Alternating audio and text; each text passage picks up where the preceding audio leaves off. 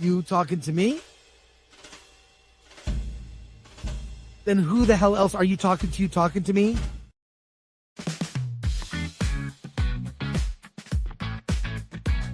Hey, it's Chris Gore, got the knowledge in store. Oh yeah, Alan Dan, watching chocolate before. Movie and TV show reviews that you need. Film threads on firework, planting the seeds. Film thread, we keep it real. Dive into the stories, you know the deal. Turn your phone, it's the place to be. Movie lovers gather round. 1, 2, 3. From blockbusters to indie gold. Oh yeah, Chris and Alan break the mold. Pop your corn, turn down the light. Hey everyone, welcome. Happy Friday. It's Film Threat Live on a Friday. Today on the show, hang on a sec. You guys probably can't hear me. Today on the show, big show, lots of movie news, including the Street Fighter movie lineup. We have the cast and we have pictures.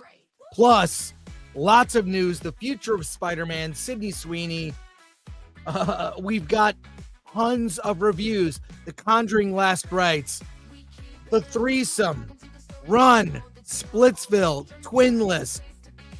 Lots of movies, Light of the World. And we have the Found Footage Festival founders, Nick Prueher and Joe Pickett. They will be here today to talk about their upcoming tour, and we'll watch some videos. I think we'll watch videos with those guys. So let's find Alan. Let's start the show. I know we have an intro. We have an intro somewhere here. Let's do it.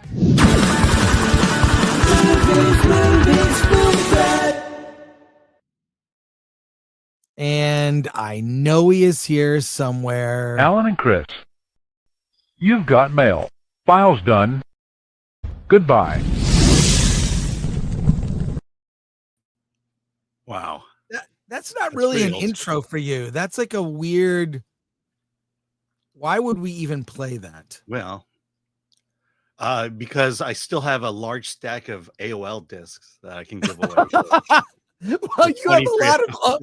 I know for a fact you have a lot of unanswered email.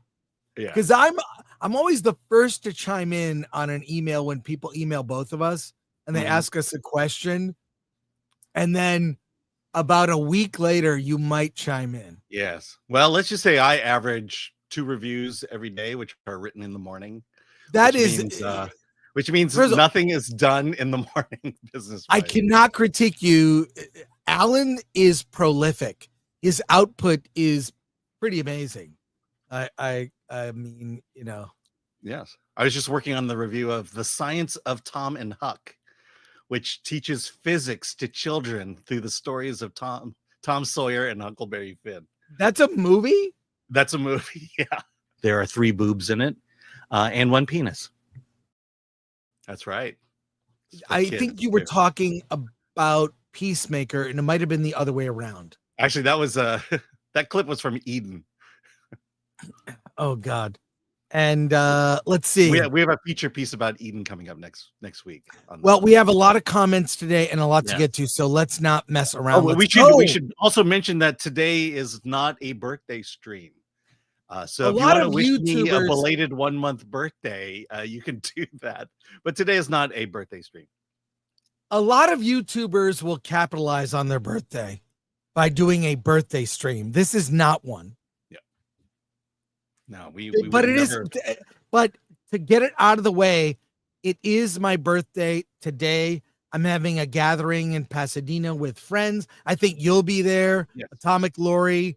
I invited a lot of people. We'll see. We have the corner of this bar, and I appreciate it. I appreciate any birthday wishes, but this is not a birthday stream, to be clear. Okay, Alan. All right. So you cornered off a section of islands, is that right? Yes, definitely islands. No, it closed. Anyways, here we go. Press M to start. Press M to start, Chris. The DVDs you gave me are a fire digging the Yakuza ones, the Yakuza ones. I gave our friend Mark like a bunch of a variety, and there were some Asian discs in there. I'm glad you're enjoying them. Cool. Yes. And Solomon Thornton, happy birthday, Sir Christopher Gore. Well, thank you for that. Let's see. And MK Solid, happy birthday, Chris. And a little party sign there. Happy birthday, Your Highness. Yes, it is my birthday. And the royal wiener is clean. Thanks. Sun and Shadows, Chris Coffee Pool. 1 cup down, 2 to go. Pretty close. Yes. How'd you know? I'm on my 2nd cup. Just started. So there you go. And here from Lord Thoth. Yes, like, share, subscribe, hit that bell for notifications, sign up as a member, join us on X, Discord, and Rumble and Instagram. Buy our merch at shop.filmthreat.com. By the way, the shop is fire. I ordered these blue jerseys, Film Threat jerseys with 1985 is the year Film Threat started. And by request, we have different colors. Now we have black and silver. Yeah. If you're a Raiders fan, we have green for Green Bay fans, blue for Blue fans, red for 49ers fans. Maybe we'll do purple if there are any Minnesota Vikings fans. If there is a color not pictured that you would like a jersey of, drop in the chat your team and the team colors. Atomic Glory will custom make a SKU for you. And there's other merch as well. Yeah. Got this Sport Ringer shirt. I like that one a lot. It'd be cool. Could you do black with gold lettering? Again, we will honor all of your requests. We've got different colors. You can make the shirts. So go in, pick your color, pick your team, even have a special commemorative glass. I can't keep up with all the Film Threat merch. It's out of control. It's out of control. Look, Sport Threat. Oh, I like that. Sports Threat. Digging on that. That's cool. So check it out at shop.filmthreat.com. Pick one up in honor of, honestly, in honor of my birthday. Why not? Today is my 111th birthday. I can't believe you said that. Yeah. Well, that was me, actually. Yeah. That was me. By the way, can we get that Film Threat cap in red?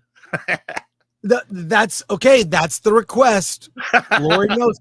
Take all requests in the chat. If you have a specific team and or color combo, Lori can honor that. We'll create one for you. It'll be an original. You'll be the only person who has it. Yeah, and you'll probably get beat up wearing it too. Just like at sports games. Troy Knoll, member for 2 months. Love being a Film Threat member. Well, thank you. We do giveaways on our posts for members. We also do a lot of exclusive videos. I was at a film last night, The Baltimoreans. I was at the premiere and I filmed the director intro with the cast. It was a lot of fun. We'll talk about that next week. We have just a lot of movies today. So the benefits of being a member, you get a lot of exclusive videos, including 2 panels from Dragon Con exclusive to members. Alan? Jean Hu for 742. Today is a special day, for on this day 48 years ago, September 5th, 1777, 1977. NASA launched Voyager 1. And also happy birthday, Chris. Thank you so much. I appreciate it. Doesn't he mean Voyager 1? Voyager. That's right. It should be Voyager. So there you go. Cool. Hey, let's get to our news stories. We have a lot, so let's go for it. The Black Phone sequel is coming out. I am a huge fan of that movie. Mm-hmm. It is by the director of Doctor Strange, who famously walked away from Doctor Strange 2 and proved to be a really good decision. I think the series is kind of evolving into Freddy and Nightmare on Elm Street in a sense. the first film is really smart and terrifying thriller about child abduction. This one takes it further into perhaps the dream realm. I'm not sure, but let's look at the trailer. Alan, see a trailer for a movie you probably won't go see. They've gone full like, Friday the 13th, Jason at winter camp mixed with Nightmare on Elm Street. I don't know. It could be good. The first movie was just it was more of a thriller than a horror film. They've gone full thriller and combined concepts from Freddy, Nightmare on Elm Street with Jason, Friday the 13th, and those characters in a way. Could it work? I don't know. I don't know. I saw the first one. I actually was looking forward to seeing the first one. I even took my daughter to see the first one. We both loved the first one. Yeah. To me, it was a horror film, but it was also a really smart idea. The idea that the killer's past victims are trying to reach out to the current victim and help him escape, to do the thing they couldn't do. This one seems a lot more scarier. They've gone full fantasy horror, combined concepts from other franchises in an effort to maybe create a new franchise. We'll see, but I'm there because on the strength of the first movie. Yeah, and I think I'll see it because of that. But it's heading in the territory of horror films I don't like. Hey, who doesn't love John Candy? No one doesn't love John Candy. No one doesn't love John Candy. Well, guess what? There is an upcoming documentary coming to Prime Video. I'm looking forward to this. Here's the trailer. Alan, can I make you cry with the trailer? Yeah. Let me just preface this by saying there are 3 people who have shaped my comedy. It is John Candy, Phil Hartman, and Steve Martin. And when John Candy died, it was devastating. When Phil Hartman died, it was devastating. And one day Steve Martin will die. And none of those are Asians. None of those guys. So, all right, let's look at this. I can't tell you what was right about John Candy or what was wrong, but he was my friend. And I don't want to cry, but when I see him, when you see his face, I mean, who are you? I'm a Mog. Half man, half dog. Gus Walensky, Polka King of the Midwest. Del Griffith, Director of Sales, Shower Curtain Ring Division. This is a lovable guy. This is a guy who, the minute you see his face, you're going to smile. He was amazingly funny. Thank you. He was one of the top performers out of all of them. Guess my secret to acting would be I pretend real hard. Even though John did distinctly different characters, John was always there. He was so gentlemanly and so Canadian. Nobody had bigger expectations for himself than John. And then all of a sudden, it kind of jumped to a different level. I've made winning my whole life. And when you make winning your whole life, you have to keep on winning. You've been in more turkeys than a stuffing mix. I think the weight of everything he was doing was just too much. A hazard of this business is that it's very unhealthy for people pleasers. You can't really do favors for people. It's a bottomless cup of coffee. If you go a whole lifetime eating your feelings, drinking your feelings, smoking your nerves, it shows up. There's some things that are just painful. That's it. And you can't make them not painful. Hollywood still reacting to the shocking news. John Candy is dead at the age of 43. But it's the face you put on the world that defines who you are. He lived his life very much like the movies. He was the child that made everyone happy. And he was the adult that did that. I remember John caring when not a lot of people did. Every time you go away, This is no meager life we reflect on today. you take a piece of. This is as full a life as any human can live. Hi, Daddy. Hi, Jennifer. How you doing? Magnificent of visage, eyes and frame, a titan of a gentle, golden man. Well, you think what you want about me. I'm not changing. I like me.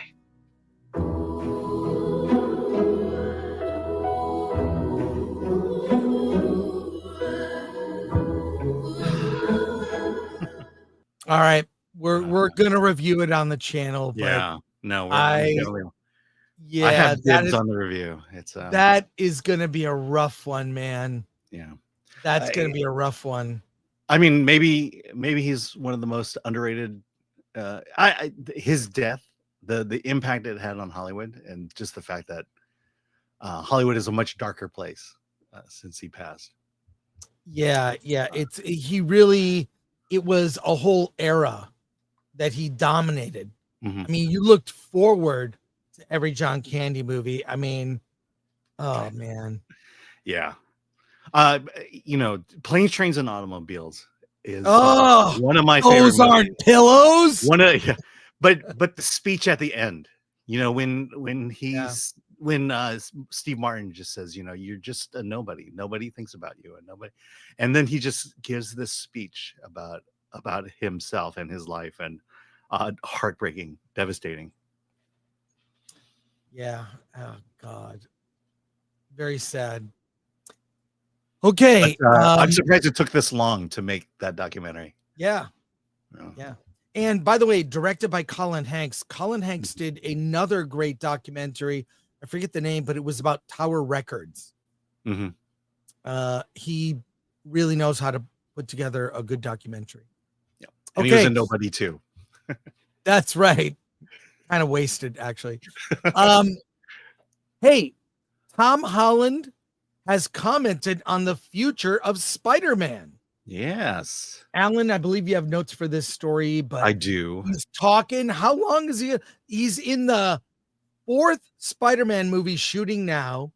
He's also, this is, I don't know how many, he's been in a bunch of, how many other Marvel movies, at least 3 other that I remember. What does he have to say in this article from LAD Bible? LAD Bible, yeah. We also mentioned he's 21 years old. Tom Holland is opening. Tom Holland is opening up about his future as Spider-Man and his latest projects, while staying careful not to spill too many secrets. A skill he has famously had to learn the hard way. Now 29, Holland has played Spider-Man for nearly a decade, starring in more solo films and team-ups than any other actor in the role. Currently filming Spider-Man Brand New Day in Glasgow, Holland revealed he's been hands-on in designing his newest suit, saying, "What's really fun about this most recent movie is designing the suit and being a part of the process and understanding what we wanted to try and achieve." He added that the creative team focused on the story behind the suit, including details like why the suit is red and blue, but stayed quiet about any specific comic book inspirations, hinting it might be a spoiler. When asked about how much longer he plans to play with the web slingers, Holland gave a careful answer. "I think with anything, it's all about what's in front of you. And right now, what's in front of us is Spider-Man Brand New Day and focusing on making that movie worthy of the last film." He admitted he's been actively... Wait, the last film? So he's the last admitting... Spider-Man film. Yeah. I'm pretty sure that's what he means, and not... I think they're going to recast and do Miles Morales. I don't think so. Just saying. I don't think people so. want live action Miles Morales. Probably going to happen. Yeah. He admitted he's been actively sifting through the internet to understand what fans want, joking that producers were absolutely sick of me pushing a fan-driven idea, but stressing we make these movies for the fans. Beyond Brand New Day, Holland said, "In terms of the future of the character beyond this film, I don't know the answer to that." This comes despite rumors of him signing for multiple future films and expectations that Spider-Man will be in Avengers Secret Wars. Yeah, I think he's going to be in Secret Wars. That'll be his swan song. I believe that'll be his swan song. So I think after 4 movies, I think he'll go out on top, and it's fine. You can recast. He's not my favorite Peter Parker. My favorite Peter Parker is Tobey Maguire. I think in that first and especially the second film, he just knocked it out of the park. Such a sympathetic character. So real. So I don't know. I think, are we going to see Peter Parker? Maybe. Miles Morales, more likely. Right. Well, here's the question: is does Sony want money? Yeah. First of all, we're not going to stop making Spider-Man movies, but they'll continue to make them without Tom Holland. Yes, because we all know studios are principal entities, and three is three. They're I'm sure the studio heads are saying, Tom Holland, his time has run. Let's let him go in the most prominent way, and then let's recast, because nothing could ever go wrong in recasting. I'm sure that's what Sony is saying right now. Hey, the Street Fighter movie cast has been assembled, and a press release came out in which they announced the cast, the entire cast, in a really unique way. I want to share this because I love Super Street Fighter 2 Turbo was my game. Chun-Li, I know Zangief, M. Bison. I played that game relentlessly in the 90s, on Super NES. I loved it. Love that game. It got to be a joke where there were too many versions of the game. It just was ridiculous. And I'm not a huge fan of the movies. I think they kind of dropped the ball. Wasn't there a Marvel in Street Fighter? Marvel versus Street Fighter, or was that a different game? Yes, there were just too many offshoots. They milked that game to death. But I don't think there's ever been a really good Street Fighter movie. Maybe until now. Here's how they announced the cast. Look at this. You've got Jason Momoa. You've got our buddy David Dastmalchian. And I'm going to go through this. This is awesome. So they put this out. The studio put out this graphic. So let's look at this. I'm going to scroll down. We've got Vijay Jamal as Dulcim. Oh, perfect casting. Haruki Goto as E Honda. Yes, I love it.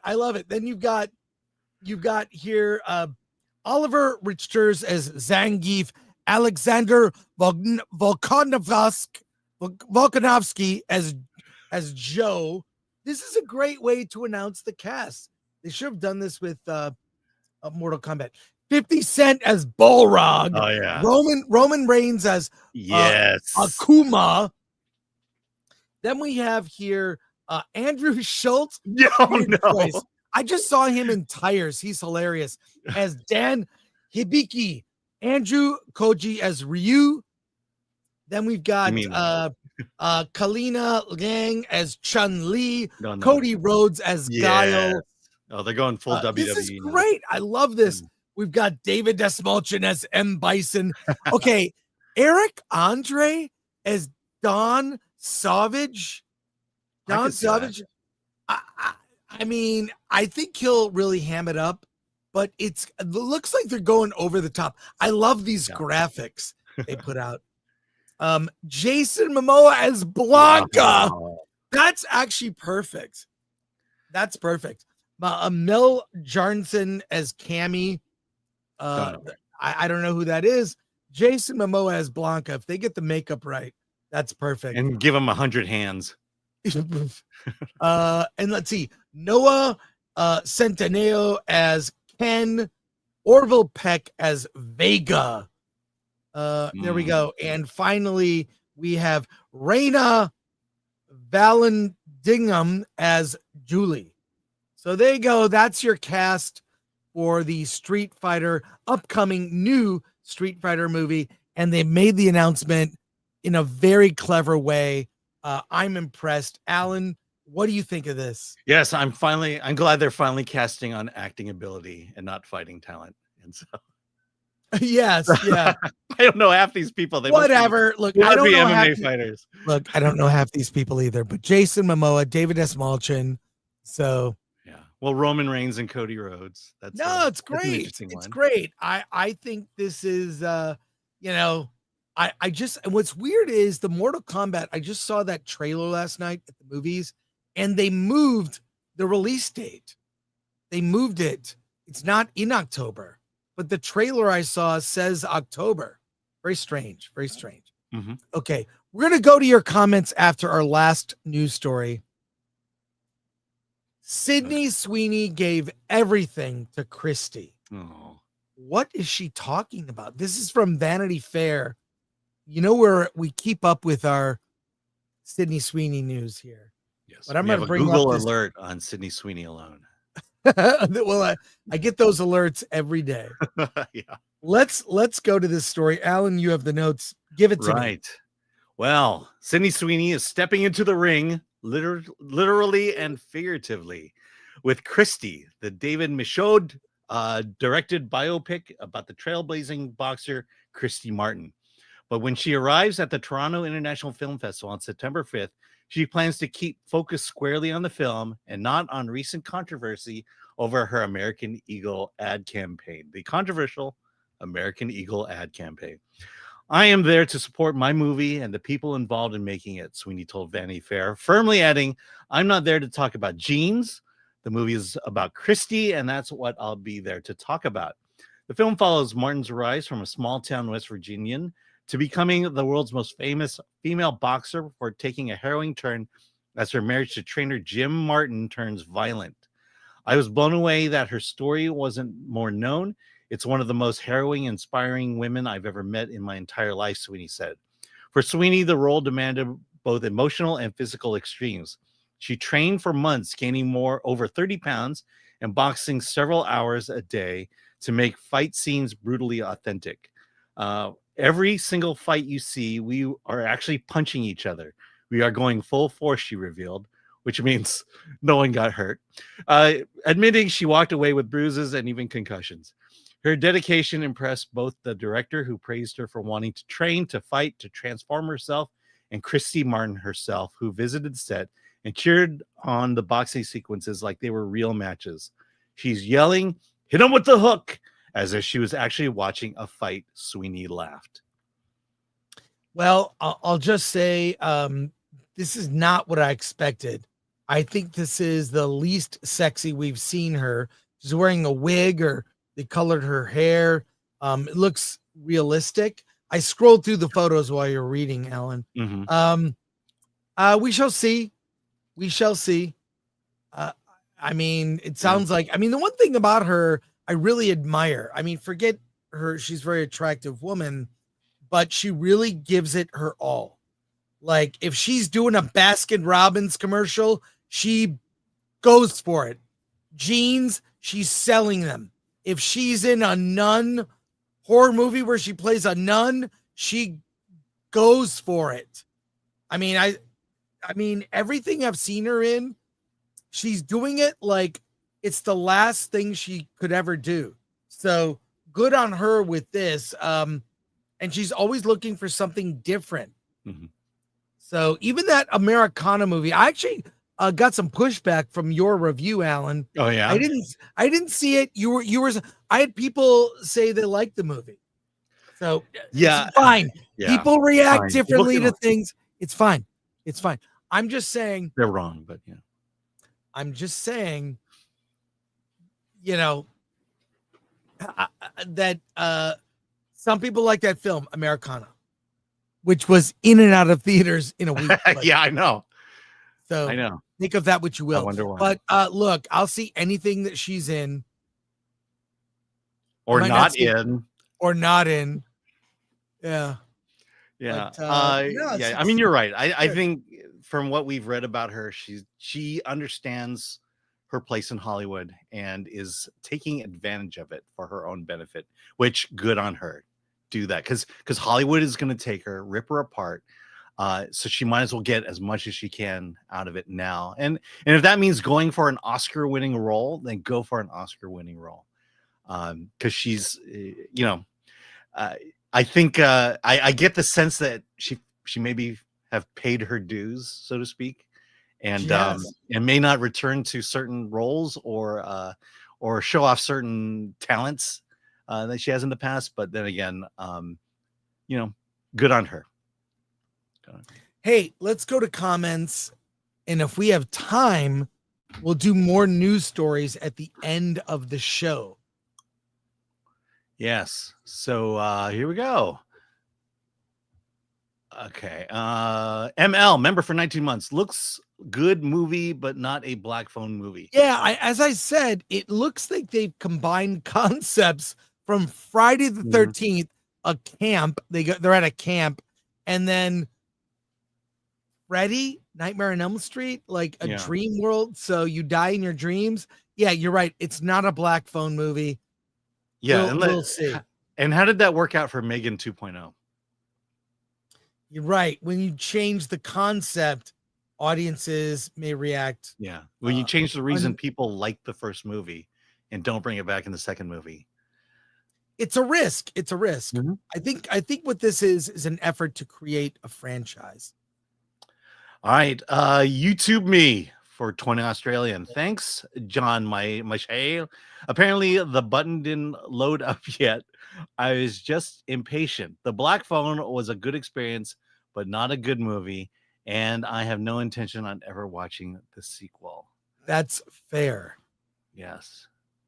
And let's thank see. You for that. Thank you for your generous super chat. In response to John's chat.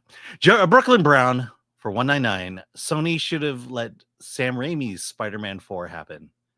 They should. They should return to the Tobey Maguire, Peter Parker Spider-Man universe. Just make a movie with Peter Parker and Mary Jane married, and they're older. They're actually adults.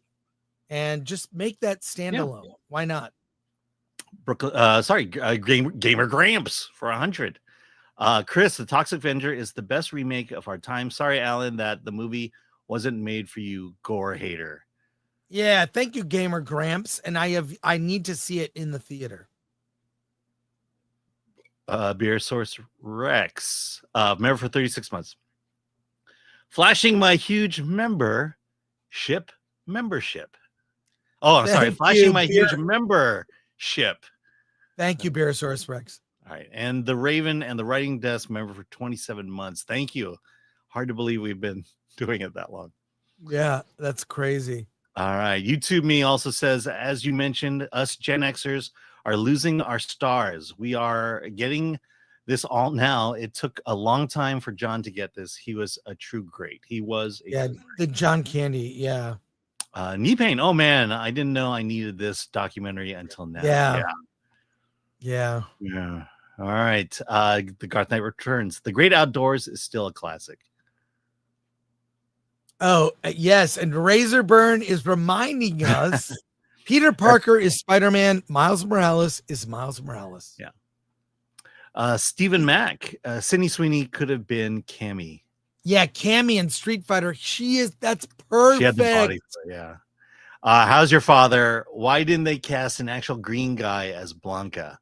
That's what everyone is asking. Mm-hmm. That's what everyone's asking. It's discrimination. But it's time for reviews and a quick reminder. Today is my 111th birthday. Not a birthday stream, folks. Just a normal stream about movies. Hey, Alan. Yeah, we both saw it. You've had a threesome. I mean, in your movie theater, and you saw the threesome, the movie. I also saw the threesome. Yeah, these mystery movies are a mixed bag. To be clear, I did not pay to go see the threesome. I paid to an AMC theater to see the Screen Unseen, and those screenings are packed. By the way, every time I go to one, they really are completely full. Yeah. And I'll just say this. When the title of the movie was revealed, 4 people walked out. We had a family with kids walk out. And, yeah, well, I mean, the movie let me also mention this.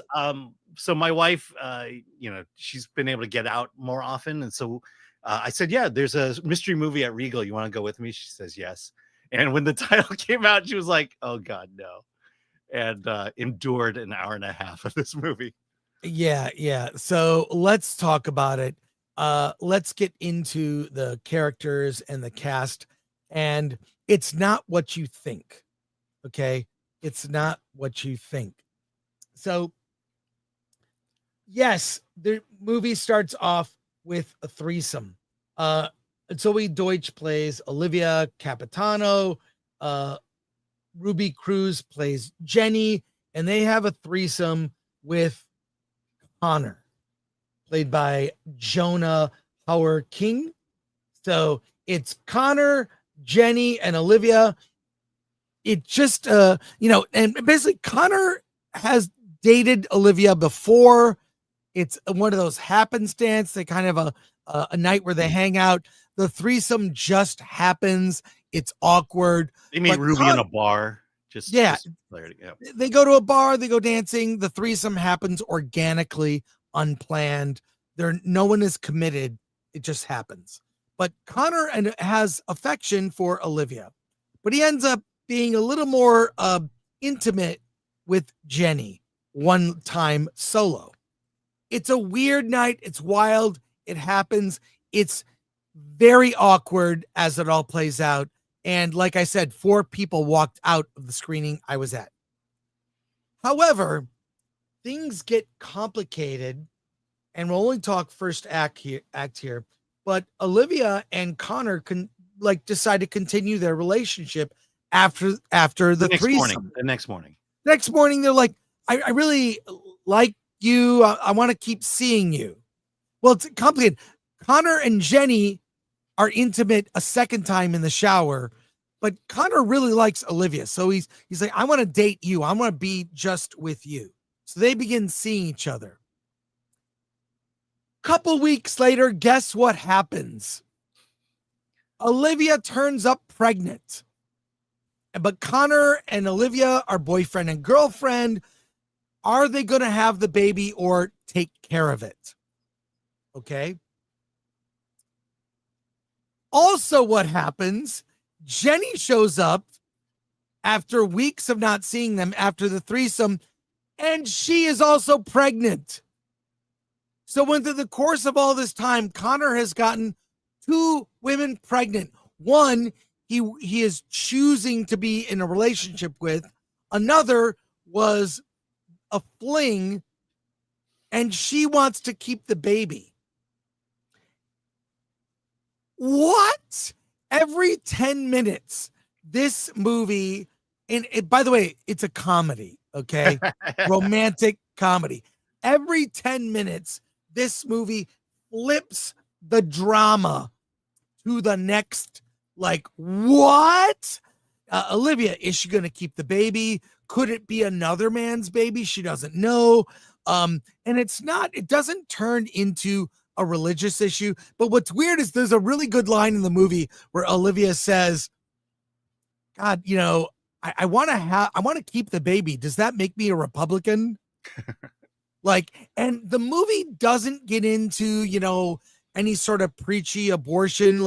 Both women decide they want to keep the baby. And honestly, I applaud that. I really feel like there are movies far and few that you will find that choice being made in the film.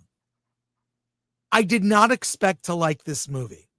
I wanted to walk out when the very uncomfortable opening scene played out. It played out very real, very authentic, extremely awkward, and very organic. It wasn't planned. They just decided to have a threesome, and it was fun, but a one-time thing and whatever. Now it's about, what does Connor do? How does he solve this? Because Jenny is lying to her parents saying, oh yeah, I have my boyfriend. Connor does not want to be with Jenny. This all sounds very drama-like, okay? But I ended up really enjoying this movie. The moral choices, the fact that it was both comedic and had deep emotional layers, I ended up liking it, did not expect to. Alan, what did you think of this, and how uncomfortable was it to watch with your wife? It was very uncomfortable to watch it with my wife. To be fair, one quick thing. I'm sorry to interrupt. There's not a lot of nudity. There's no nudity. Yeah, and the sex is handled very tastefully. Unfortunately. Anyways, take it away, Alan. What do you think? Yeah. Okay, so I will agree with you on this. If you strip away just the insane story of Threesome, and the story itself is pretty solid. It just plays around with the reality issue. The heart of the story is the relationship between Connor and Olivia. Connor loves Olivia. They start off as, the we'll never be together, and you kind of see that develop. And I thought it was developed fairly well. You do start rooting for them. It's like a true romance in the sense of when one falls in love with the other's not interested, and then finally the other one jumps on board and the other isn't. And that's kind of what is at play here. I do like also the conflict that Connor goes through. It's he loves Olivia so much. Olivia is his soulmate, but then again he has Jenny, who he got pregnant and wants to do the right thing by being involved in that. And so now he's truly involved in two parallel relationships. And how is he going to cope with that?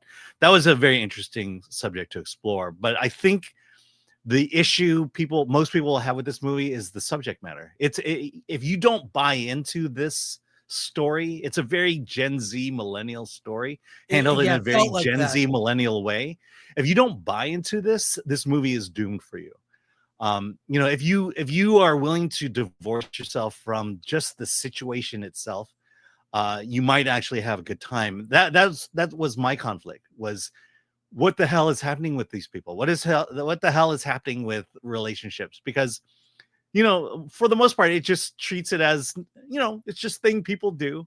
They get themselves in these corners and in these pickles and they work their way out, and, I'm not, that's really cool for you guys, but I would never. Being married to one person is bad enough. Being married to two is even worse. I love my wife. We have a great relationship. All right. So I am,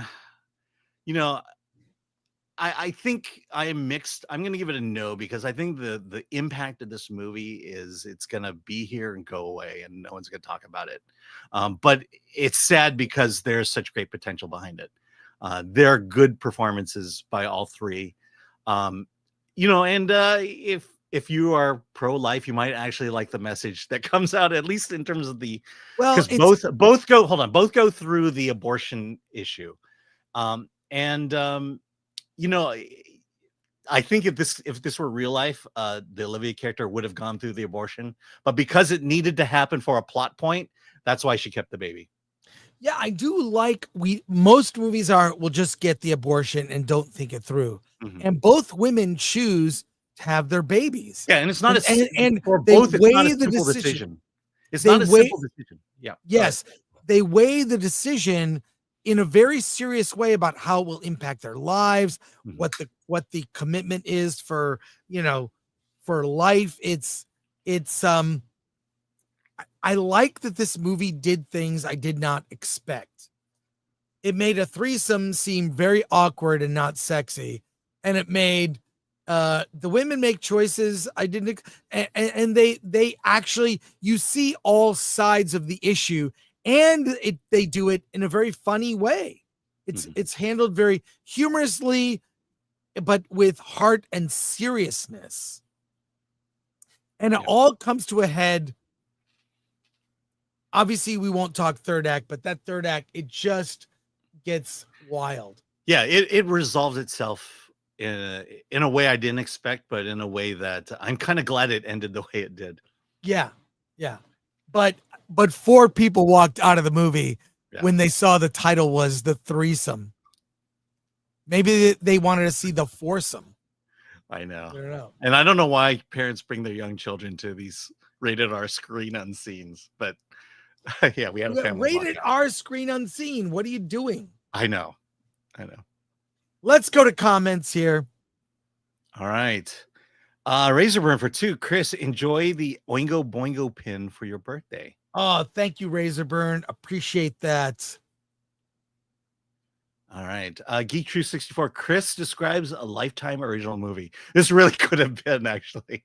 Yeah. And let's limit comments because we're Sure. so short on time. Press M to start. Dude should have just had a harem with them. Ha ha ha. Ololiukui. I don't automatically write something off this as modern degeneracy, but the odds of it being sensible and sane and entertaining are so small. There's no way I would chance it. Yeah, exactly. Yeah. You are. Yeah, I think people. I think even the title of this movie and the way it's being marketed will hurt the movie. I know, and it's sad. It's a smart movie, but again, yes, it's. I get why you don't want to see it. So it's basically a movie about Gen Z whores getting consequences. Suns and Shadows. You want a real mind trip? By the way, on that comment, it's a good thing they have consequences because people don't think about that. This movie shows you, hey, there are consequences to these choices. Yeah. But also, never mind. Suns and Shadows. You might want a real mind trip. 1994 had a terrible erotic dramedy called Threesome with Stephen Baldwin. Well, there you go. You had me at All Stephen right. Baldwin. And let's actually go to our next movie. Yes. Splitsville. Alan, you saw Splitsville. I did not. Okay. This is actually similar territory to the Threesome. Yeah. Tell me about Splitsville, an unromantic comedy. Okay, so let me just preface this by saying last night I did a triple header. Walked in my theater at 3, left at 9, saw 3 movies. Splitsville was the last one. So if I stumble around the plot, because this plot is super complicated, then you'll know why. But the movie stars Kyle Marvin as Carrie, who is just driving on a road trip with his wife, Ashley, played by Adria Arjona. She wants to give him some pleasure while driving. As a result, causes a car accident. But the car accident is nothing because after the car accident, Ashley says, look, I've been wanting to do this for a long time. I want to get a divorce. And she starts reading a letter she wrote to him about wanting a divorce.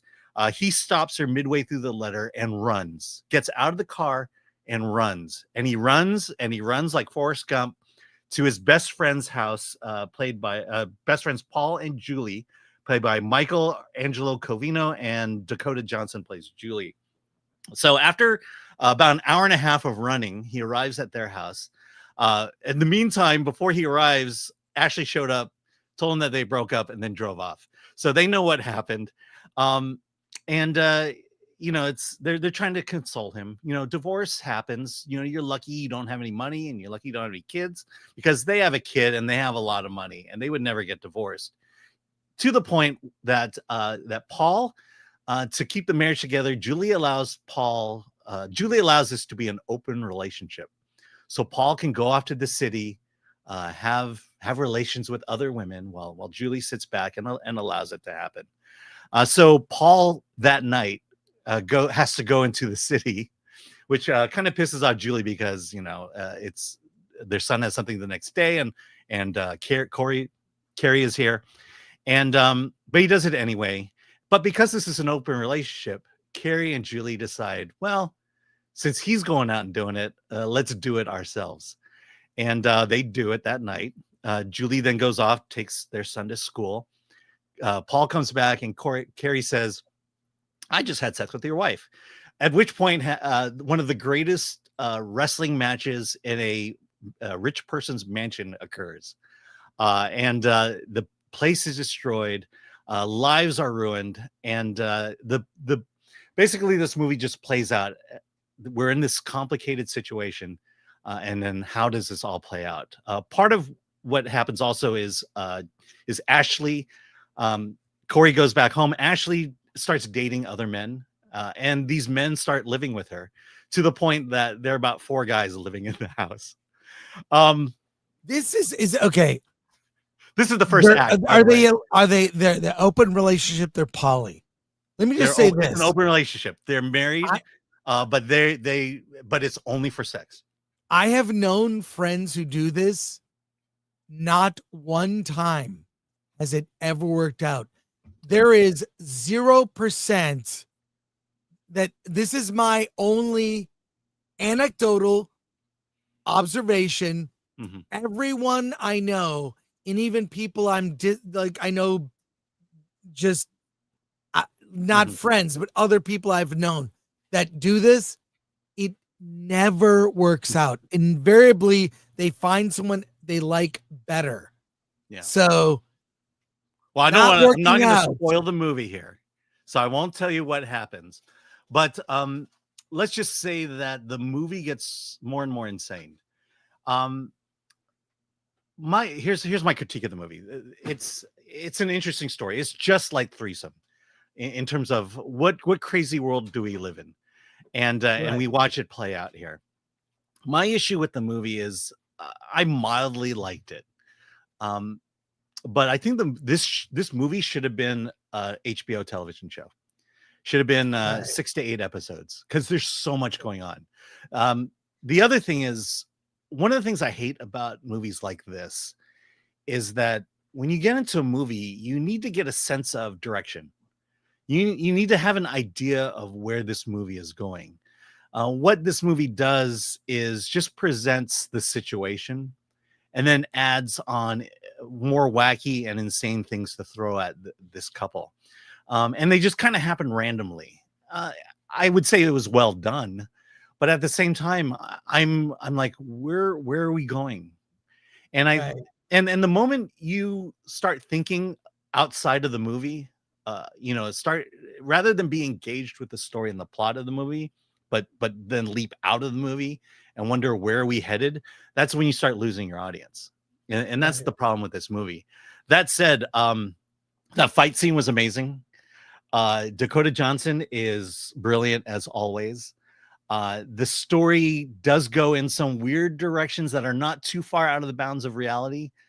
There is humor involved, but again, I don't think this is going to be well received by others. And I think as a guy who watches a lot of movies and has to actually sit through the movies, I appreciated the direction it went in, but I don't think most people who are not like me are going to like this. So I give it a bare recommendation. Okay. Well, I recommended the Threesome. You're recommending Splitsville. Yeah. But at least in the Threesome, you had an idea of where things were going. Right. Yeah. Hey, let's go to your comments and see what you think. Uncle Jimmy, roadhead, then crash, then divorce. I know. And that's the first 10 minutes of the movie. See, they all participate in some slap and pickle. There's a lot of that. Yeah. Hey, it's time for our featured review, The Conjuring, Last Rites. This is the 4th film in the Conjuring franchise, although there are extended movies like Annabelle in this Conjuring verse. What do they call it? The Conjuring verse? The Conjureverse? I don't know. Conjureverse? I don't know what you call it. This is the 4th film in the series. I have seen them all. I'm not a huge fan of it. I'd almost rather watch a documentary on the real couple that the series is based on. It's based on a couple that exists in real life over credits. They've done this for, I think, maybe all the movies. Ed and Lorraine Warren, played in the movie by Patrick Wilson, plays Ed. Vera Farmiga plays Lorraine. They were paranormal investigators that did work in the 60s through the 80s. They were on television in interviews. You can look up The Real Couple on YouTube and find clips and interviews. They investigated paranormal events and documented them. And it's a series that I can't say I'm the biggest fan of it. I'm sort of meh on most of the movies. This one begins with the birth of their daughter, Judy. It's then in the 60s, we cut to the 80s, and she's a grown woman. She has a fiance. Ed and Lorraine are kind of semi-retired from paranormal investigations and whatnot, but there's a family in a small town that is experiencing weird things happening from a haunted mirror. This mirror is creating all sorts of madness with this family. People are floating, weird things they see, unexplained events that are causing this family strife in their house. It may all be connected to a haunted mirror, which some girls just throw in the garbage, but somehow it returns, the haunted mirror. Eventually, Ed and Lorraine are brought to this family's house to investigate and get rid of the evil spirits that have infected their home. I'll say this, not a big fan of this series. And I'll tell you exactly why. Now, and it's a point of personal preference. Personal preference.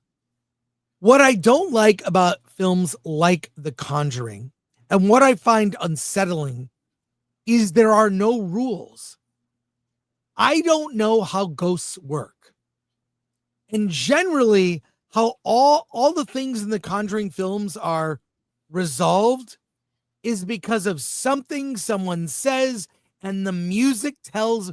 I know from the music that things are okay, that there's trouble, oh my God, there's madness, and everything's fine now. Why? I don't know. What I prefer are films that deal with the spirit realm and ghosts that are grounded in some rules. What are those movies? Ghost? Yeah, with Demi Moore. Ghost has rules. That is a ghost spirit film that has rules. Ghostbusters, which actually is referenced in this movie, Ghostbusters. The Ghostbusters has rules about how the spirit world works, explained with science. And even the movie A Ghost Story, I know, with who's in that? Casey Affleck. I really love A Ghost Story. Those movies, A Ghost Story, Ghostbusters, have rules that you can follow. The Conjuring, from my experience, now having seen 4 of these movies, what are the rules? We don't know. Now, some would say, I like that there are no rules. You know, it's random. People are shown visions. They're freaked out. And I will say, despite all of my criticism, I feel like this is the best and most accessible Conjuring movie. And it may be the last one. They're saying it's the last one. You mean the case that ended it all? Yes. The last rites. Oh, you know, it's look, if this makes a lot of money, there'll be a 5th one. Yeah, there will be. But I would say that this is the best one from this standpoint. Characters, the character of Judy. I really like Vera Farmiga and Patrick Wilson as the Warrens. I like that this is based on a true story. This movie feels like, you know what this movie is? This movie is a haunted house. It's literally like going to Universal Horror Nights and going into a haunted house, the movie, because you're just being shown, scare over here. There's a scare. You go down this hall, there's a scare. Don't go in the attic. Don't go in the basement. The tone of this thing is very much like a haunted house. Couple things that bug me. I'm giving it a bare recommendation, but you got to know going in what it is. This is a haunted maze at Universal, the movie. It's too dark. The movie is too dark. And there's a shot in the movie. There is one shot in the movie where you can see the lights on C-stands. Other people that go see this next week, talk to me. There's this long shot of the family, not the Warrens, the family that's being haunted, in their at the dinner table, and you see these lights on C-stands. Was that supposed to be taken out digitally and they forgot? And they're zooming in. I'm like, they're lights on tripods. What's going on? They left it in the movie. It's got to be a mistake.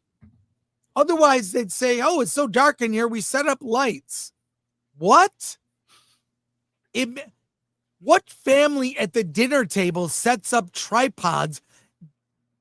What I'm saying is you can see it's one shot in the movie and it lasts a long time. It felt to me like a mistake. Did they mean to do that? No one references it. I'm like, that's film equipment. What? Anyways, I'm giving it a bare recommendation. I'm not a huge fan of this series because spiritual horror that without rules bothers me. Again, this is a me problem. Okay. Other people love this movie. They would not have made 4 if they didn't have fans of the franchise. But here's the thing. When you say there are no rules, what I think of is everything that happens in the movie is done purely for plot convenience. Yes. Is that the sense you get when you watch That's it? exactly it. Plot convenience. That's all it is. So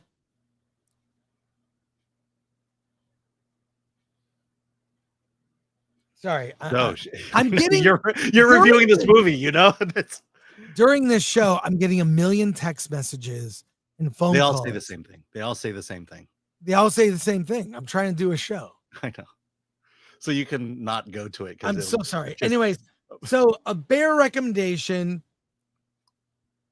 See it. It does kick off Halloween season kicks off in September now.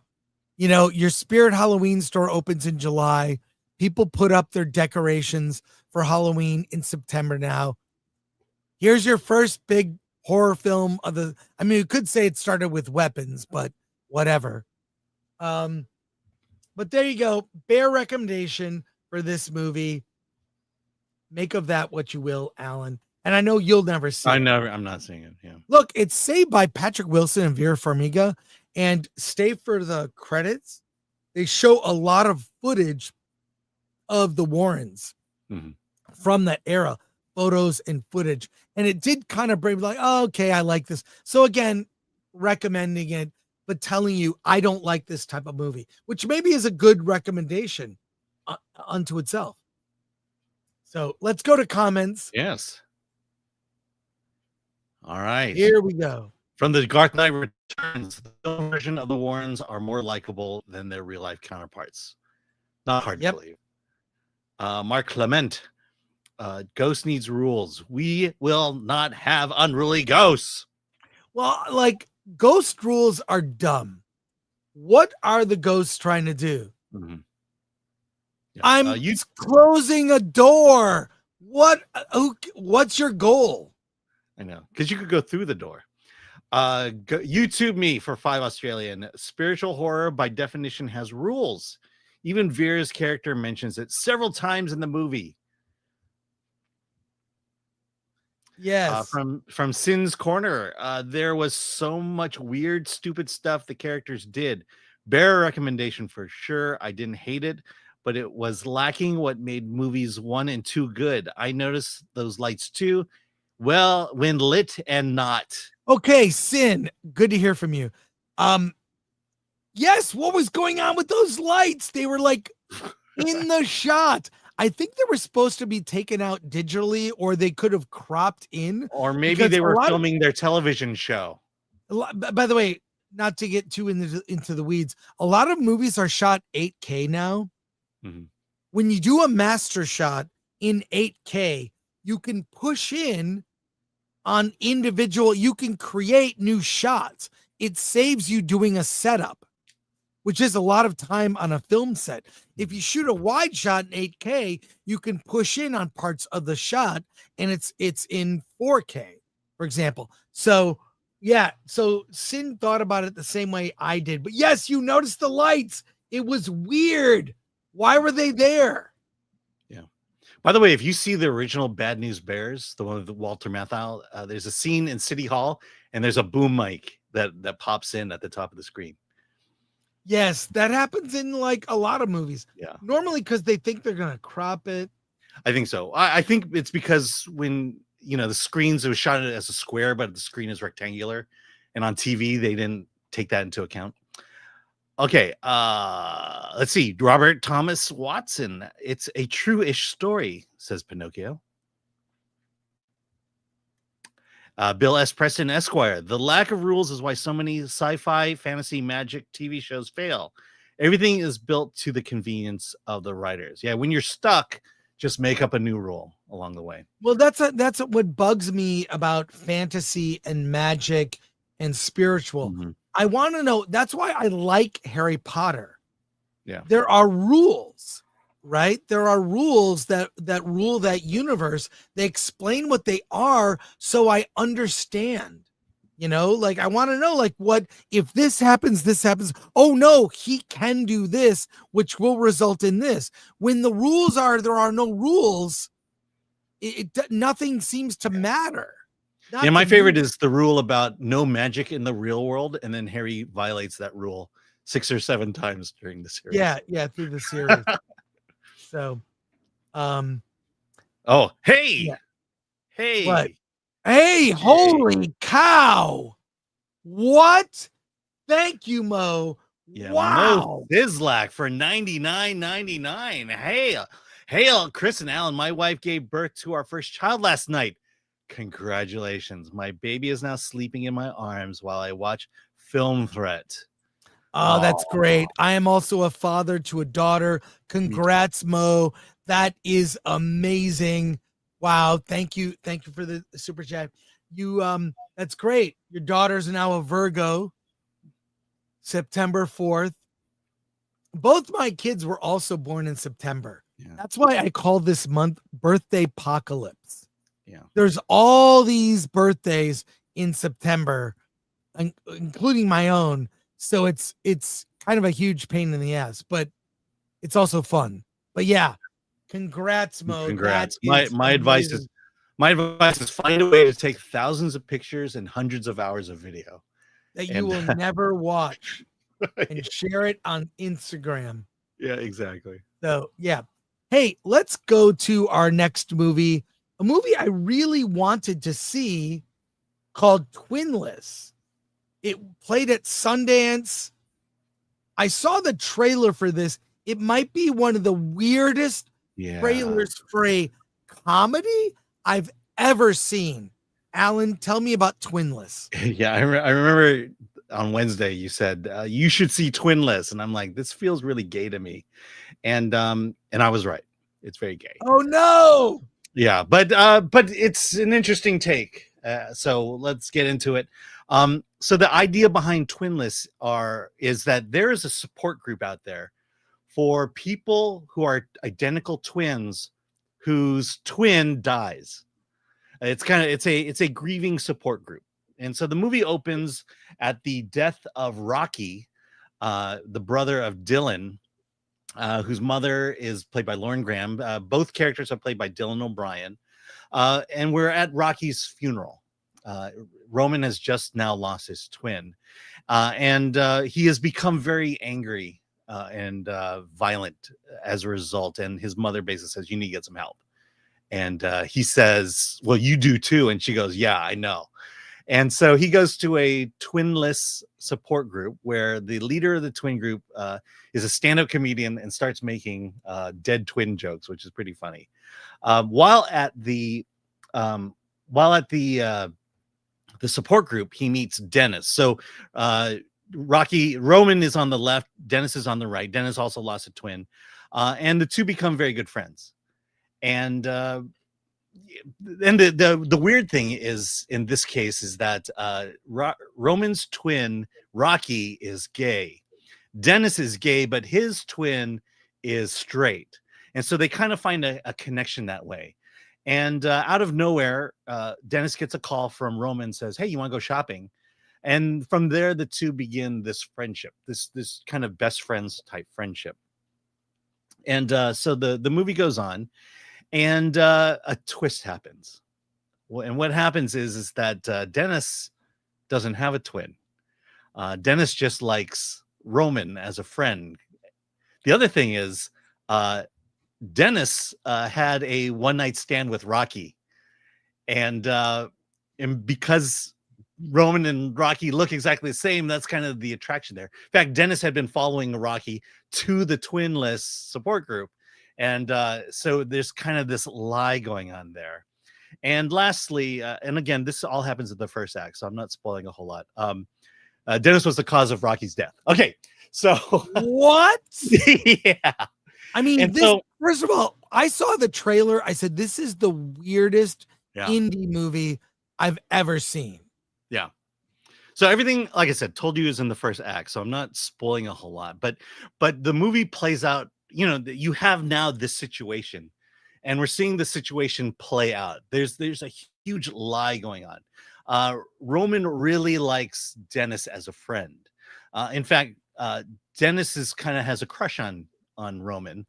Dennis takes Roman to a party of a coworker, and Roman falls in love with his coworker, and they start dating, and that just complicates things. And this movie is just all it's. I'll describe it as Curb Your Enthusiasm, but dramatic, in terms of the cringe level just increases, and you know things are going to blow up in a certain way. Obviously, when you in movies, when you have a secret, you know where that leads. So look, yeah, gay movie, but I was kind of intrigued. I mean, once the main plot was revealed, it's like, okay, I got to see how this plays out. And it plays out in just a weird and creepy way that was just kind of really fun for me. So look, this is one of those movies where if you buy into the plot, you'll have a good time. I certainly bought into the plot, and I actually had a good time at the end. It's as much as the main goal of the movie is predictable, the way it gets there and the way it resolves is not predictable, which is something I like. It's taking a plot that a lot of movies have done and gives it a fresh spin on it. And so, yeah, I give Twinless a recommendation. Okay. It's not for everybody. Let's put it that way. Well, I appreciate it. I would say watch the trailer first. Yeah. Because it's very... It's as creepy as the trailer. Let's put it that way. Weird. It's Yeah. weird. That's why I was intrigued, and I didn't have time to see it. So great. Let's go to comments here. All right. From Solomon Thornton. Twinless. Critics say it looks really gay to me. Alan, a film thread. Yes. It's gay, but it's not your typical I'm coming out. Is the gayest gays. Like, okay, yeah. JDL. So this is the gayest film of the week. Although Threesome comes pretty close too. No, Threesome is not gay per se. You know, two women making out. Cool. By the way, I should also mention there's a graphic sex scene in the beginning of the movie. So okay. Okay. Oh my God. This week, what did we sign up for? Hey, as it is, Alan, we divide and conquer when we go to the movies. Sometimes you see films I don't. We both see some movies, and we see movies separately to tell you about them.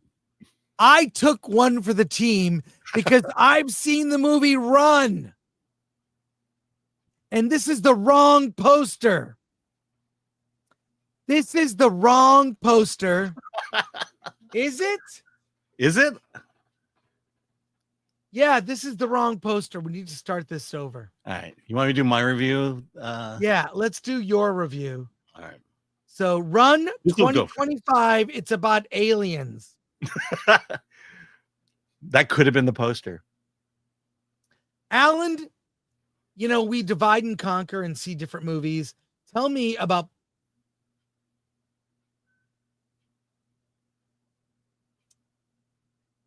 I could do that one.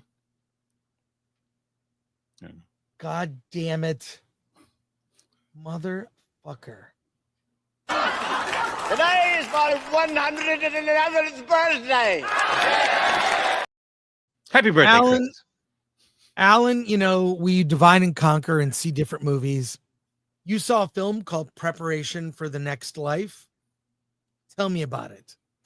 Yes, Preparation for the Next Life is about a Uyghur woman, a Uyghur Muslim character who immigrates to New York City as part of a refugee program, but she's undocumented, and so she doesn't have her papers. So she kind of works jobs under the table, lives in a crappy apartment. It also Ash is the name of that character. Skinner is the counterpart. He is a veteran who is suffering from severe PTSD. He has some money. The money doesn't last long, but he is heavily medicated to deal with the PTSD. The two meet and fall in love, like really fall in love. And so as the movie goes along, there are basically two conflicts that are going on between the two characters. Mentioned that Ash is undocumented. Well, she gets caught by ICE, and she has a couple months to prepare her case for potential deportation, and so she has to deal with that. And then because of Skinner's PTSD, he has become a drug and alcoholic, and that shows up here and there. But so ultimately what happens is the two decide to get married so that she can stay in the country. But the conceit of the movie is, but does she want to live with a drug and alcoholic?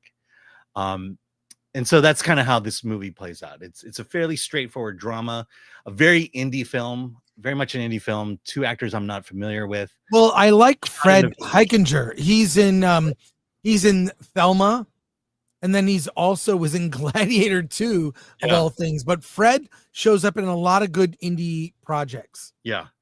You know, again, I think the theme today is if you buy into the plot, you might like the movie. That's kind of what's happening here. Look, I come from a family of immigrants, but they did the legal way. But it seems like immigrant stories today are about illegal immigrants. And here's another one. And that seems to be what Hollywood is producing. Well, let's be frank, it's about what indie film is producing as stories of immigrants, because I'll say in the last 5 years, 100% of immigrant stories are illegal immigrant stories, and that this is another one.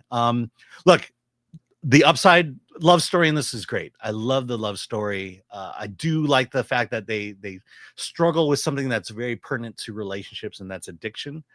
But then, you know, it just plays out like every other illegal immigrant story. And so, look, if you like love stories, this is fine for you. You'll do well. But I'm kind of like, I've seen this before, been there, done that. And so I'm not going to recommend it, but you know, it'll find an audience.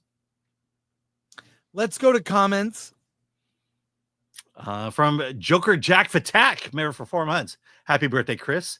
And I hope you have an amazing day. Excelsior. Thank you, Joker Jack Fatak. Appreciate that. All right, Wayne Rock. Emergency day, Chris. Glad you made it. Newish to the channel. Gary sent me, so I'm glad he did. Thanks so much. Much appreciation.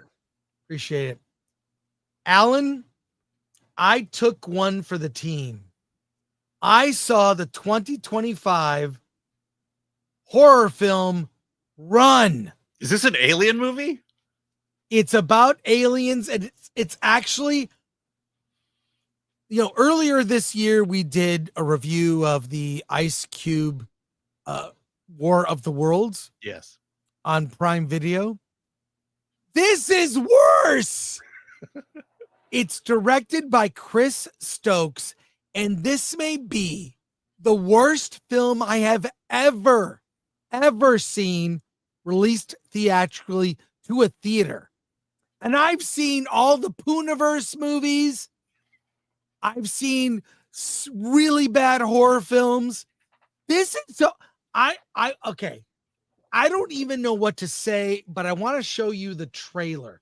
I'm going to share the trailer and then we'll go back to the poster because I want you to see how colossally bad this film is. It's the story of an alien invasion that happens after a woman stands up her groom at a wedding and goes off on a girls' trip to an Airbnb in the woods, and then aliens invade. It is the dumbest horror film I've ever seen and the worst movie playing in theaters this year or any year. This is the emergency broadcast system. If you are hearing this message, we are alerting you that we now know these metallic ships are alien.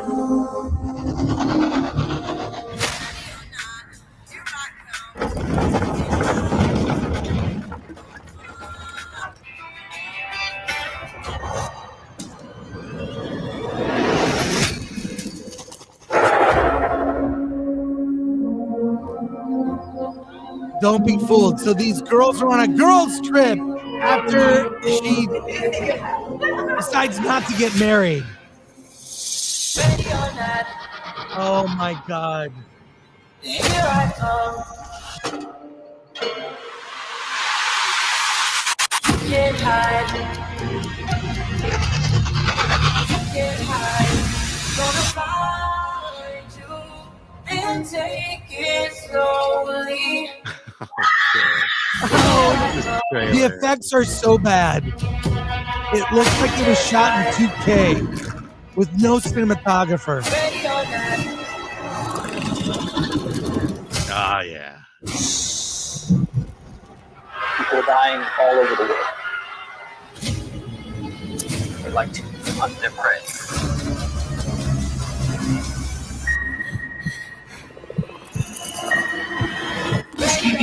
God bless. Oh my God. Ready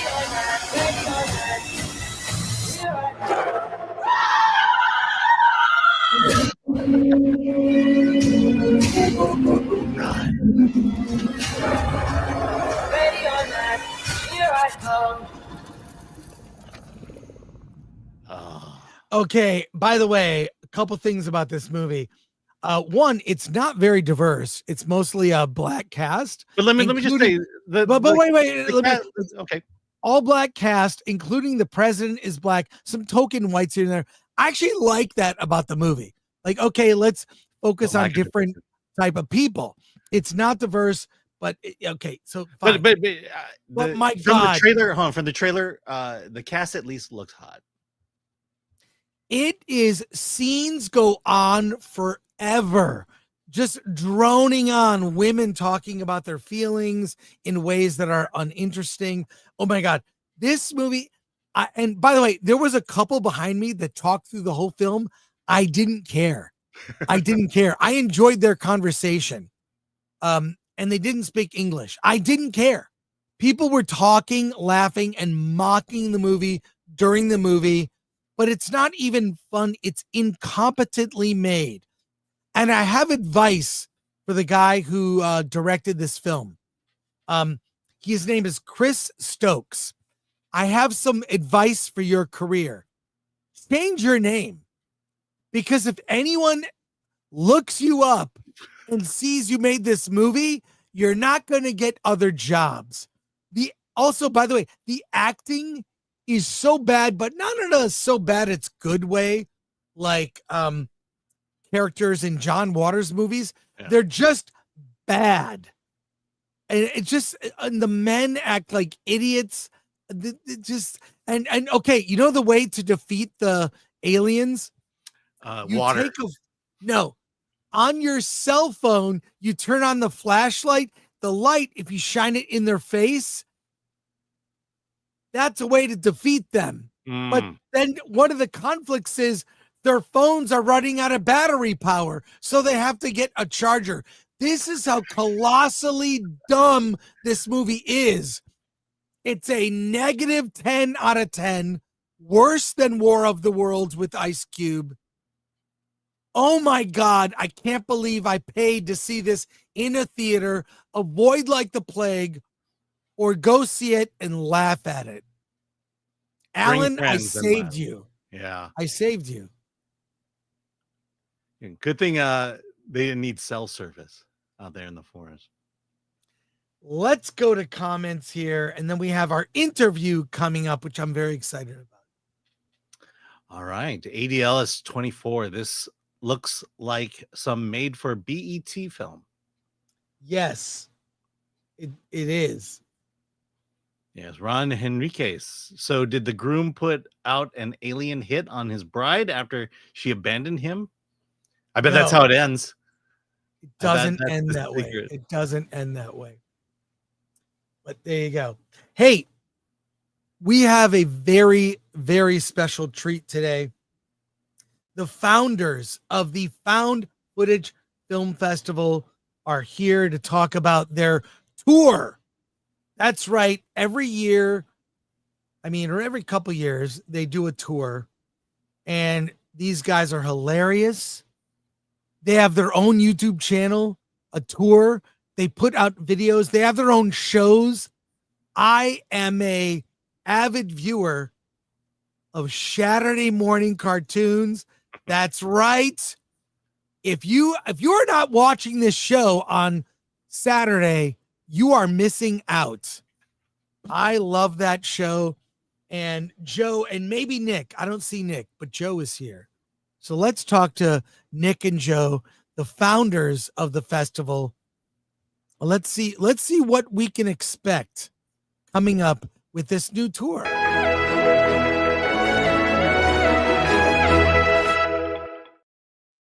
Hey, Joe. You've got a Saturday mug? I got a Saturday mug. I have Saturday lounge pants. Do you want it? I don't even have a Saturday mug. Where the you hell don't did you have get a that? mug? You can order them through your own website. What? When the hell did this happen? Hey. Wow. You're getting merch. You're getting merch. I don't know where Nick is, but he's you always guys, late. Last time we talked to you, he was late too. It's embarrassing. Yeah. What can you do? But dude, I watch your show. I watch Saturday morning, and your documentary Chop and Steal. It's pretty good, right? It's really good. Yeah. No, I was happy hell. with how that turned out. When they follow you around with cameras for I don't know, what was it, 4 years or so? Yeah. And we don't have a say in the editing room either. We're just the Right. subjects, It's a little bit, when that link came in, it was like, okay, here's the first cut. That's a scary thing, Yeah. Yeah. But it turned out great. I was happy with it. We looked cool, I think, right? That's what's important. He did. Your show does so many. First of all, the YouTube channel, if you have Roku box, there's actually a channel on Roku. Yeah. Which is really great. And I want to I really want to talk to you about your story, your origin. Were you You're part of that. You're a part of that. I think I told you last time we were on. Film Threat was a major factor in us becoming something, because we did one show in Rafifi in Lower East Side or East Village in New York, and one of your guys must have seen it, and he wrote about it, and then we got all these offers after that from other venues to play, and then we started playing those venues, and it's because of Film Threat. Oh, it's because of you guys. That's great. Hey, Nick, thanks for showing up. I was showing, Joe was unaware that you can buy Saturday morning cartoons mug. He has one. I don't even have one. Yeah. By the way, a special shout out to George. It's his birthday today. Yeah, it's George's birthday. Yeah. It's George's birthday. I love how you know that. I love that you just know that it's George's birthday. Well, I'm a frequent watcher of the show. I also know that Caitlan McGurk has a Nancy costume. Yes. Yeah. So she's like a curator at the Billy Ireland Cartoon Library in Columbus, Ohio. And she's a big fan of Nancy, the comic strip. And so I think she heard it on Facebook Marketplace or something, saw somebody had a giant Nancy costume with a huge head, like a walk around mascot, and went and picked it up out in the East Coast here. And I don't think it was close to her either. I think this was a trek. I think this was like a 2-day journey to just get to the Nancy costume, then 2 days back. That's how badly she wanted it. Yeah, I never miss an episode of Saturday Morning Cartoons. The deep lore and research that is done is insane. You guys never do live streams because I'd love to ask you questions. Send in super chats. You never do them live to do a Q&A. I want to ask Caitlan what she thinks. Will they ever do a live action Nancy and Sluggo cartoon and do a connected universe with Henry and Dondi? That's the question I'd love to ask her. All right. She has her finger on the pulse. She has her finger on the pulse of that world, so she might have an answer for you. We do not have an answer for you on that. Is Nancy in active development in Hollywood, and who's going to play Nancy and Sluggo in live action? Oh, who plays Nancy? Well, I think the obvious choice is who played in the Ghost World? Thora Birch. Thora Birch. I mean, she seems like the obvious choice, just for appearance mainly. Who has giant spikes for hair? I'm trying to think go through my Rolodex of who has giant wires coming out of their head. Maggie Simpson. I think Maya Hawke could be good as Nancy. In that age group, she could play younger. But yeah, let's get Caitlan. She's the expert. Let's get her. Sluggo should be Paul Giamatti. Yeah, that I can see. Yeah. That's what the young people want, Nancy adaptation. Yeah, and Dondi. I found out recently, I don't know why I'm obsessed with Dondi. It was I don't know why either. Comic strip. I didn't know they made a Dondi movie in 1961. I never knew that. Dondi is completely off my radar. I don't know what you're talking about. Caitlin would know Dondi and Henry. They do all these weird character strips. But let's get back to found footage. Yeah. I've seen the live show when you were last in LA. I was there. It was fantastic. It's a mix of showing weird videos and then doing comedy in between. The weird thing is how much of the audience knows the lore, knows like Melinda's, and there's a lot of lore to catch people up that you can enjoy the show without knowing it. It helps to know. Yeah, I briefly some of the lore. I think 40%, Nick, correct me if you think I'm wrong, but I think 40% are people who know our show, regulars.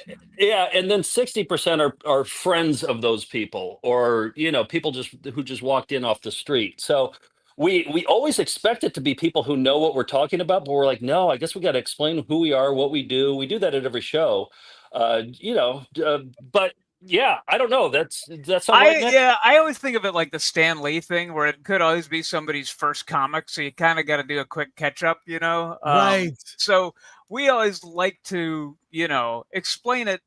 It's not like a big inside joke. It's like, no, you're part of it. Welcome to the fold. And you can join us and go as deep as you want in the history. Like, for example, we found a German porno called the title of it, the way they adapted it, they called it Frisbee Fuckers. That was their American version of it. Okay. And so it's just like, two ladies throwing a Frisbee around, and then it comes up on a yellow background with like white, almost like, I don't know, Cooper bold font. It says Frisbee Fuckers.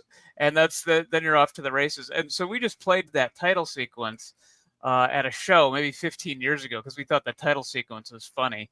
And we had the idea to print off bright yellow Frisbees with that logo on it. And then we'd throw one out to the crowd. And they've become our best-selling merch item over the last 15 years. So now it's our primary source of income are these Frisbee Fuckers Frisbees.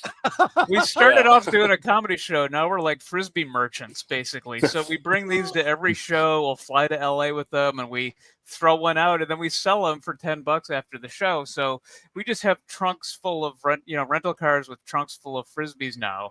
And VHS tapes. And VHS tapes and Frisbee Fuckers Frisbees. That's what our cars are full of. I love how your channel is so tied into what's happening.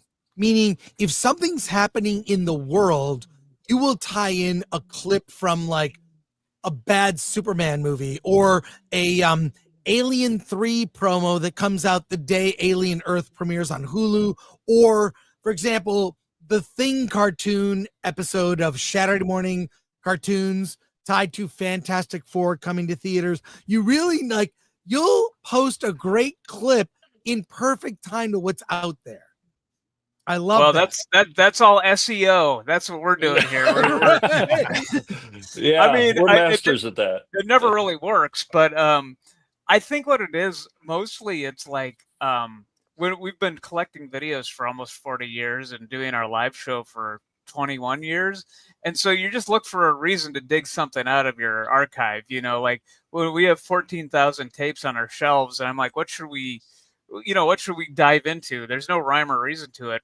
But if there's something topical, I'm like, well, it gives me an excuse to go look at the screener that they sent to video stores, or this weird Italian movie that had a Superman clip in it. Let's do show a little quick clip. I won't show the whole thing.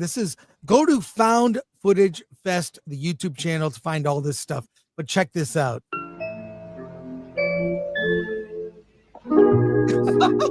What? Più veloce della luce! Superman, grazie ai suoi superpoteri, sta volando sopra la città. Improvvisamente si blocca. La sua supervista inquadra l'area in pericolo. Vogliamo giù $1 milioni e l'assicurazione di avere via libera fino all'aeroporto. Altrimenti faremo esplodere la bomba e salteranno anche gli ostaggi. Superman, aiuto!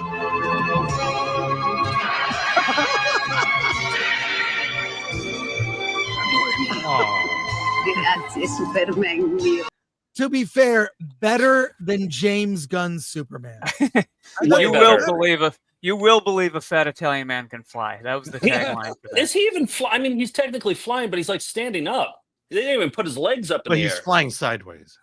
Oh, is that what it is? It was just a great point. Oh, he's going up. Okay, I guess Joe, I was confused. Your wife speaks Italian. Can she translate that? I would love to find out. Well, she probably could. I haven't shown it to her yet. It's almost like she has better things to do. Yeah. But, I gotta ask, honey, can you go ahead? I was gonna do my impression. Yes, please do your impression. Honey, can you translate the Italian Superman video when you get a second? That's what it would sound like. How do you archive this stuff? And do you have a database of clips? Yeah. Are you constantly digitizing and then tagging things so you can find it? Because it's amazing how your channel is has so many crazy clips that are timed to what's happening. At this point, we have 14,843 VHS tapes, and new ones are constantly coming in. That's no doubles either. But yeah, it is hard to clock them all because a lot of them are just in boxes. So we started up a database, and it's just Nick and I, and we have some part-time help who helps us categorize stuff, but it's very slow going and it's very disorganized. And it's kind of like, I just pick out whatever's right in front of me that just showed up on the doorstep today. I haven't even searched in the bowels. Actually, I did search in the bowels recently, and I found a Leslie Nielsen promotional hot tub video. He's promoting these hot tubs for Coast Spas, and they're trying to make it funny. And it's fascinating because Leslie Nielsen is a hilarious actor, but with a bad director, to see how he works with that, it's unwatchable. It's 10 minutes long, but I just found that in the bowels the other day. So who knows what's down there? Oh my God. And we get stuff in the mail every day. Like the other day I got this is a internal corporate video for Pizza Hut managers. It's Pizza Hut. It's called This One's For You. It's 12 minutes. And that's the golden age of training videos too. Yeah. That era is the golden age. Those. I think I sent you one of my tapes that had a McDonald's training film about courtesy. It was all about being polite to customers. Yes, we have that. Yep. And that's part. I mean, we have a bunch. The video that started it all for us collecting was a training tape I stole in the McDonald's I worked at in high school. Yes. And so anytime there's McDonald's stuff, I was so happy to get that video. You know the thing that's freaking us out though is I've heard, I don't know if scientists said this or what, but the lifespan for a VHS tape is 40 years, and we're right at that right about now. Yeah. So we're digitizing like hell to get our collection. Because I did notice we have a Tracy Lords workout video that I digitized maybe 20 years ago, right when we were starting the show, and it was pristine. I still have the digitized copy. And I did it recently again. I don't know why. I think I couldn't find the digitized version. And there's this green strip across her face the whole time. And I'm like, oh, it's starting to go away. So Yeah. that's the thing that we're really trying to do now is digitize the collection. Can AI upres that stuff and Yeah, fix it can, but things? it looks AI-y. You know, it gets rid of that grain. It doesn't look like VHS anymore. It's like how album collectors, love the hisses and pops and imperfections of like they think it's a smoother sound on vinyl. Like that's kind of how we are with VHS. We kind of like the washed out colors and the lack of crispness and the tracking errors. But when it gets to a certain point, then it's too bad to salvage. Once it starts discoloring it, that's when Yeah. you run into some problems. So Is the transfer process pretty simple, or is it as complicated? yeah, but it is pretty simple, but you have to do it in real time. It's not like you can just drag a file over. You have to put the whole 3-hour home movie in and hit play and record onto a hard drive, and you got hard drives, and you got it's a lot of work. But you guys do a really good job of doing cut downs. When you show clips, you'll do a cut down, like take an hour video. There was one recently on abstinence, waiting, and you cut it down to like 2 minutes, and it still feels too long at 2 minutes, but it's hilarious. It's so good. And that's where our God's work comes. Like we're doing God's work. We're watching these videos so you don't have to. And we're just finding the good parts, the funny parts, and trying to keep the essence of the video there too. Not just taking just a collage of rapid fire funny lines, trying to include the intro and the outro and have a beginning, middle, and end to it. So that's kind of been our ethos. Yeah, you can manipulate editing and get a little too cute with it, but we want the spirit of the original video to come through. Yeah. Hey, there's a trailer for the new tour you sent me. Let's watch it. Oh, yeah. Here we go. We're going to show you some film that may change the way you think about life. I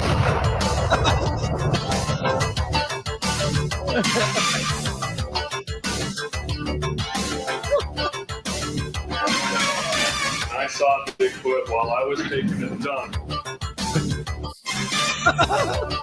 You're stupid. We're stupid. I feel like they made this video specifically for Nick and I. Those brain cells are just flying out of here.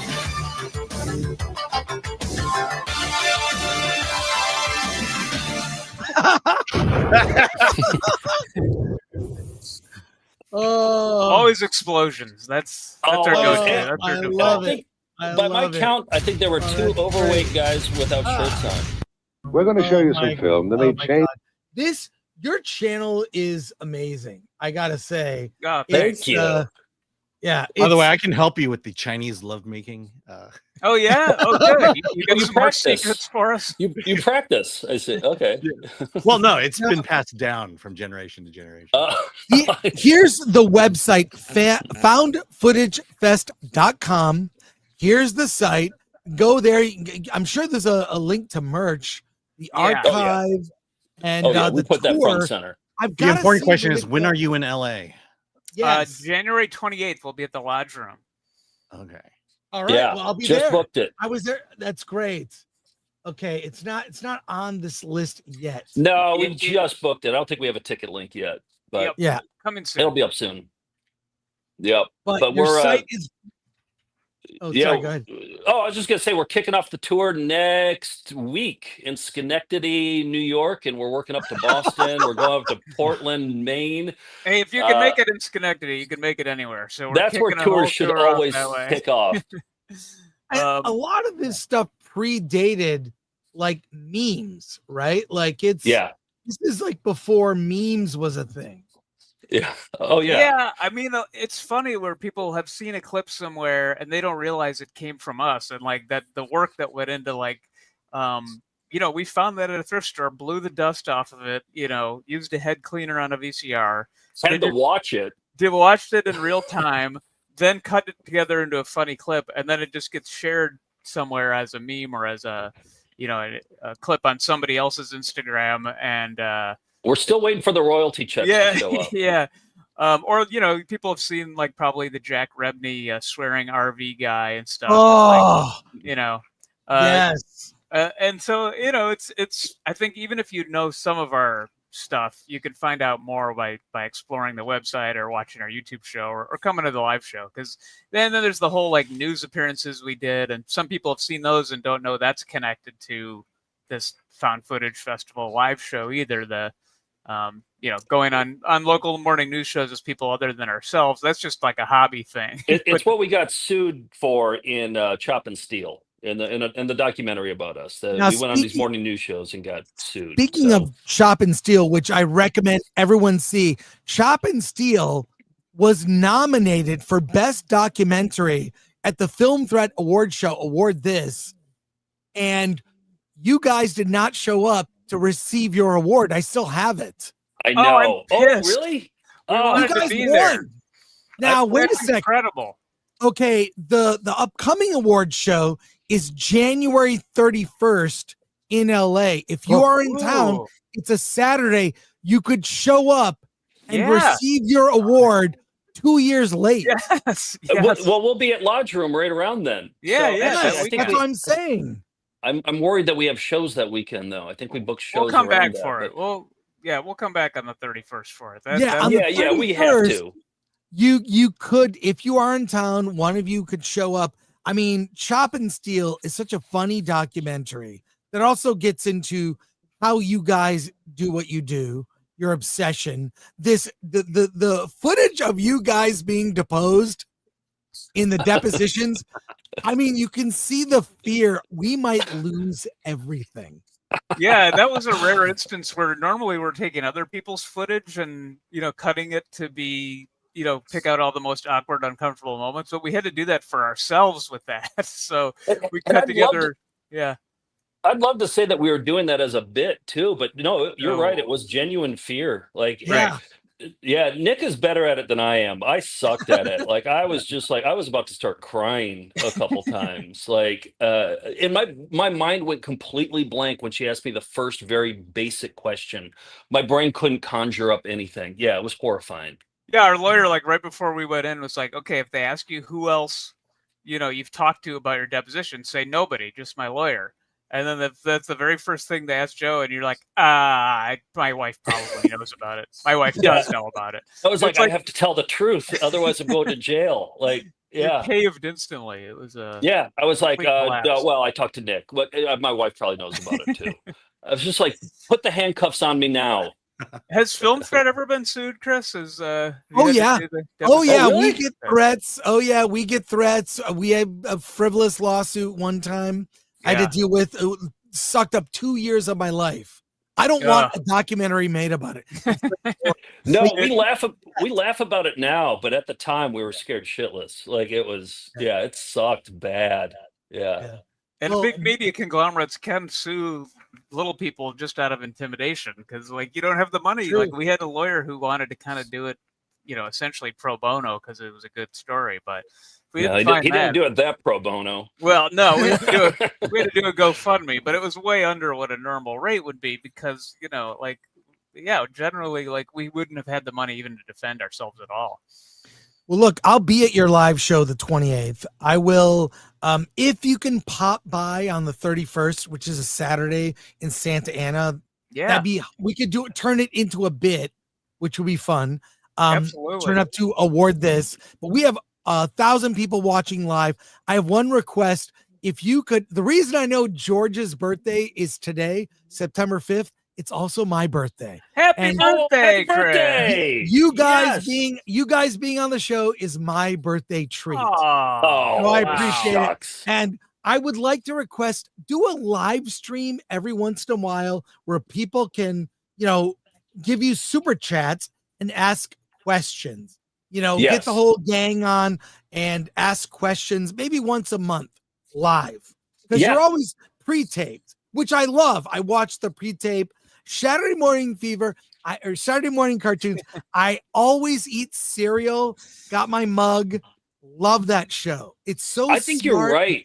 Yeah. Well, but there's a lot of moving parts in Saturday too, because we have the game and there's a lot of like flubs that can happen. So we pre-taped it just to edit out all the flubs. But I think people like the flubs actually, don't they? The flubs. I like the flubs, but I also love how smart it is. There was one one quiz you did where it was like, is the girl grossed out or not grossed out? And you showed like old commercials because it was always like the girls.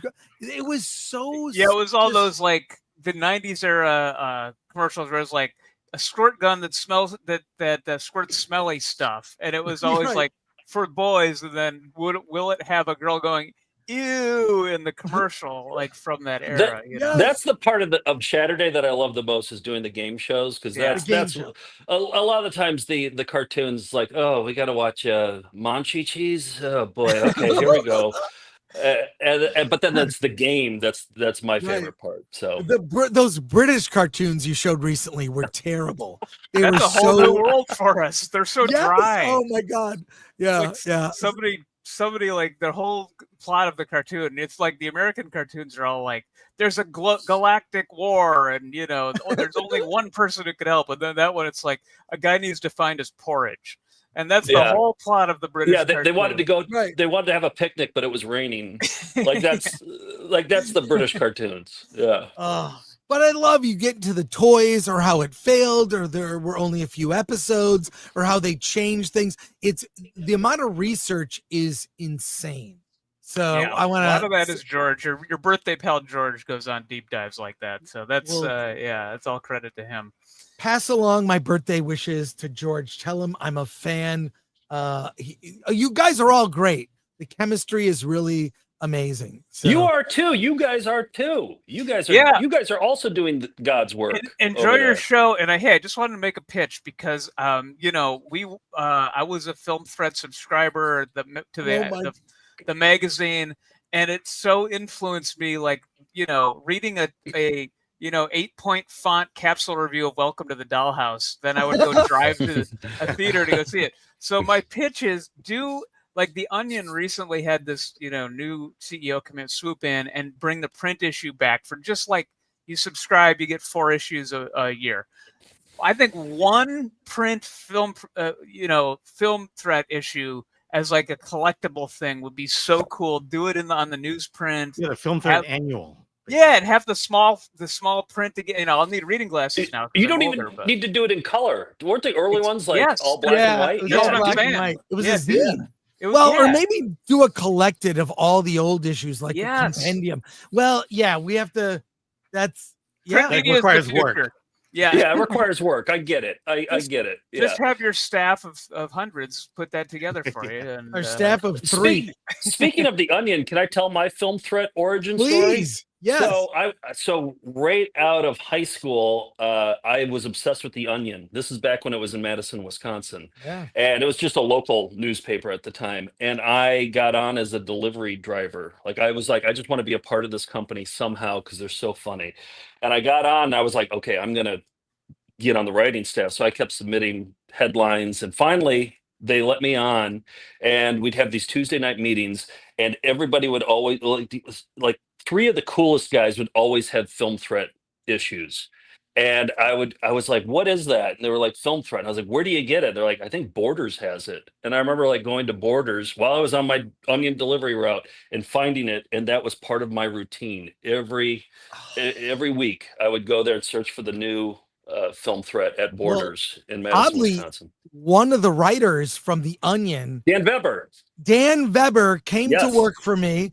I gave him he wrote for Film Threat, but his day job was doing a video game magazine at the same company, which was LFP, which we said stood for low fucking pay. But it really was, it was Larry Flint Publications. What? Wow. He published Film Threat for about 5 years, and I brought Dan out, and then Dan went on to become a writer and producer on Futurama with Matt Groening. Yeah.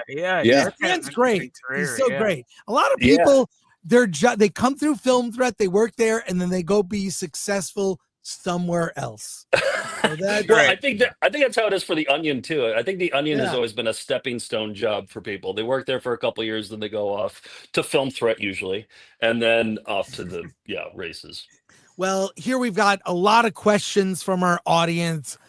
Let's get right to. I don't know how long you can stay on, but let's get to the questions here. Alan, if you'll read these. Yes.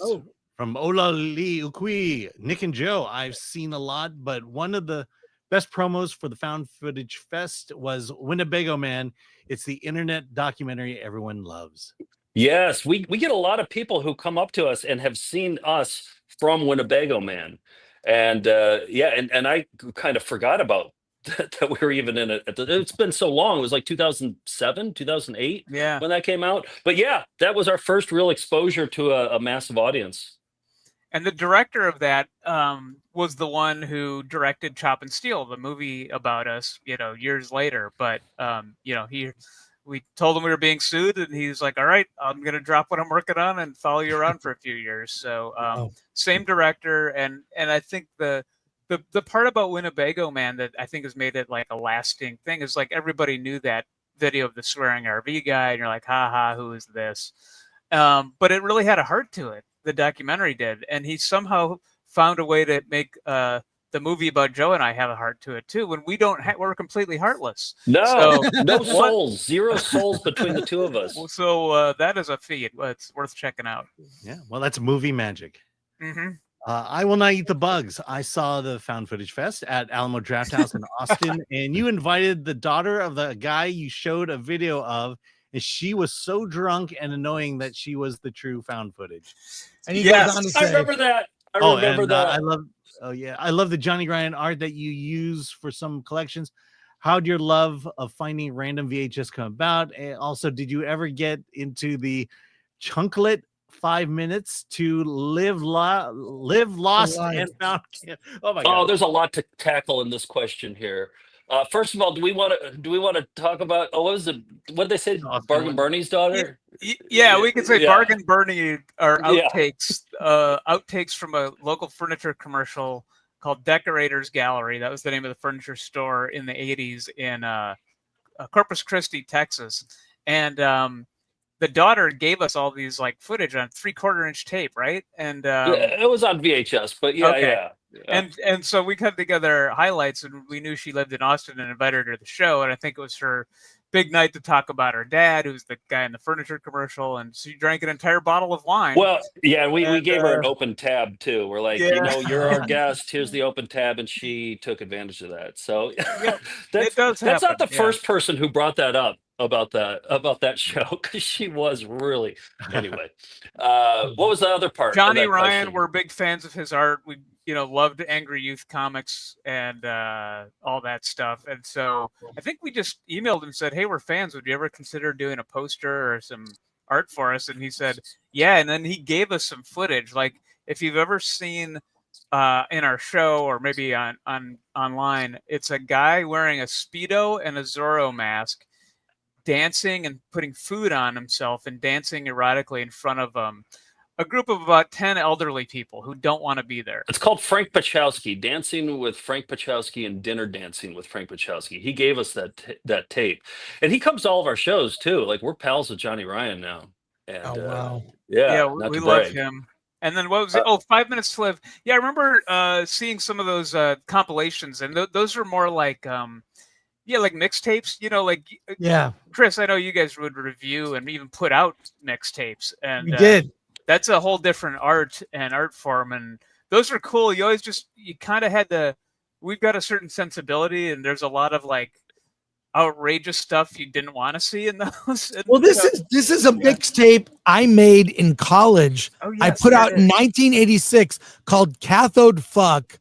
I can't really show it. Right. But you can find it on archive.org. And this was people. Okay. I don't own any of this. It was a compilation of every time I noticed anyone who was punk rock in a TV show like Chips or on Phil Donahue, they would always, these evil punk rockers. They're so terrible. So every time I saw someone punk rock in a TV show, I would record it. So I did a montage of punk rock, evil punk rockers mixed with McDonald's training tape and other weird shit. Yes. And I put it out and called it Cathode Fuck. Someone released it on DVD. I don't own any of this. I can't really sue. I don't care. But it's also on archive.org. This is a mixtape. I think I gave you a copy. Yeah, we got it on DVD from you. So there it is. Yeah, there it is. Mixtapes are a whole lost art form. Yeah, I remember the Crazy Dave tape. guy out of Cleveland would make the Crazy Dave tape. That was like required. It was like, oh, the new Crazy Dave is out. Yeah, no, that was and then TV Carnage, of course, was one of the OGs of that too. So I have a bone to pick though. Can I talk about the bone that I have to pick with 5 Minutes to Live though? I think it was 5 Minutes to Live, wasn't it, Nick? They had one video in there of a public access show from Wisconsin of a guy. He was in charge of like some sort of senior center, and he would have a public access show with all seniors, and he was doing a song called the Pacarena, which is the Green Bay Packers mixed with the Macarena, and they didn't show enough of the video, and I was like, I need more of that. So we reached out to him and we said, hey, can we trade you? Is this 5 Minutes to Live, Nick? Yeah, it was the Wendy's grill skill rapping training. Yeah, so we're like, in exchange for the Pacarena, we will give you Wendy's grill skill. We got a reply back. They're like, yep, let's do it. So we mailed them a copy of Wendy's grill skill, and then nothing. And then nothing. We got no Pacarena in the mail. And then all of a sudden, we see Wendy's grill skill for sale on their website. We're like, these bastards. Wow. It's an honor among thieves thing. Yes, none of us own any of the footage, but you got to be, We're still waiting for that Pacarena to show up. Well, we have more questions for you guys. Let's go through. All right. The nerd far away. Hail, Mr. Prueher and Pickett. What's your hot take on the back rooms? What's that? I don't know what that is. Well, there you go. Then they don't know what that is. Okay. Brock Samsonite. Aren't most of the clips that fall into the category found footage technically out of range for things like royalties? It's that way. It's found footage. It's now public domain, right? Is this all public domain or? Yeah. What's the legalities behind this? Fair use is what we usually use because it's fair use has to be transformative. So we're basically taking a McDonald's training video and then repurposing it and talking about like why we like it or why it's relevant or culturally relevant. So we're reformatting it into a new context, basically. Right. But what we're finding is that a lot of these are orphaned at this point. So orphan film, I don't know, if there's an estate or what, but we put out a book maybe a decade ago of all of our favorite VHS covers, and our publisher required us to license them, get them all licensed or attempt to. And we maybe found, I don't know, very few of them were still around. We called them, we emailed them, we wrote letters, all that, and very few of them actually got back to us. So a lot of these production companies are gone. Yeah, these are like mom and pop. The person that made the video about how to yo-yo is, that company is not still in business. So you do your due diligence to try to find the people. And oftentimes we just want to know the story behind the video. So that's why we're researching them anyway and, flying places to go meet them. And I think one exciting example of somebody, and this is in our new show that's debuting in the hotbed of Schenectady, next Thursday, is Diane Thomas, is this crafting lady we found on VHS. She put out a video called Let's Party, and it was about how to make various arts and crafts. And she does, I'll just say, outside of the box arts and crafts, like it's like what an insane person would do. Well, like that. But yeah, don't tell her I said that. Yeah. Don't tell her I said that. But there's this very sweet lady from Utah who would do things like, for example, she'll make like for Easter, you take a paper towel and you put like feathers on it and a little felt duck beak, and you make it like it's a duck for Easter.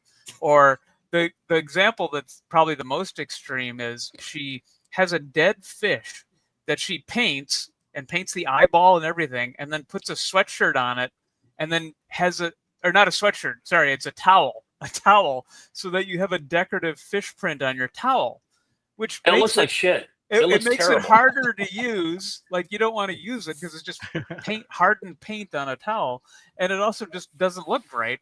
But that was the thing she did. So we flew to go meet her in Salt Lake, and we had her paint a VHS tape and make a print on a T-shirt.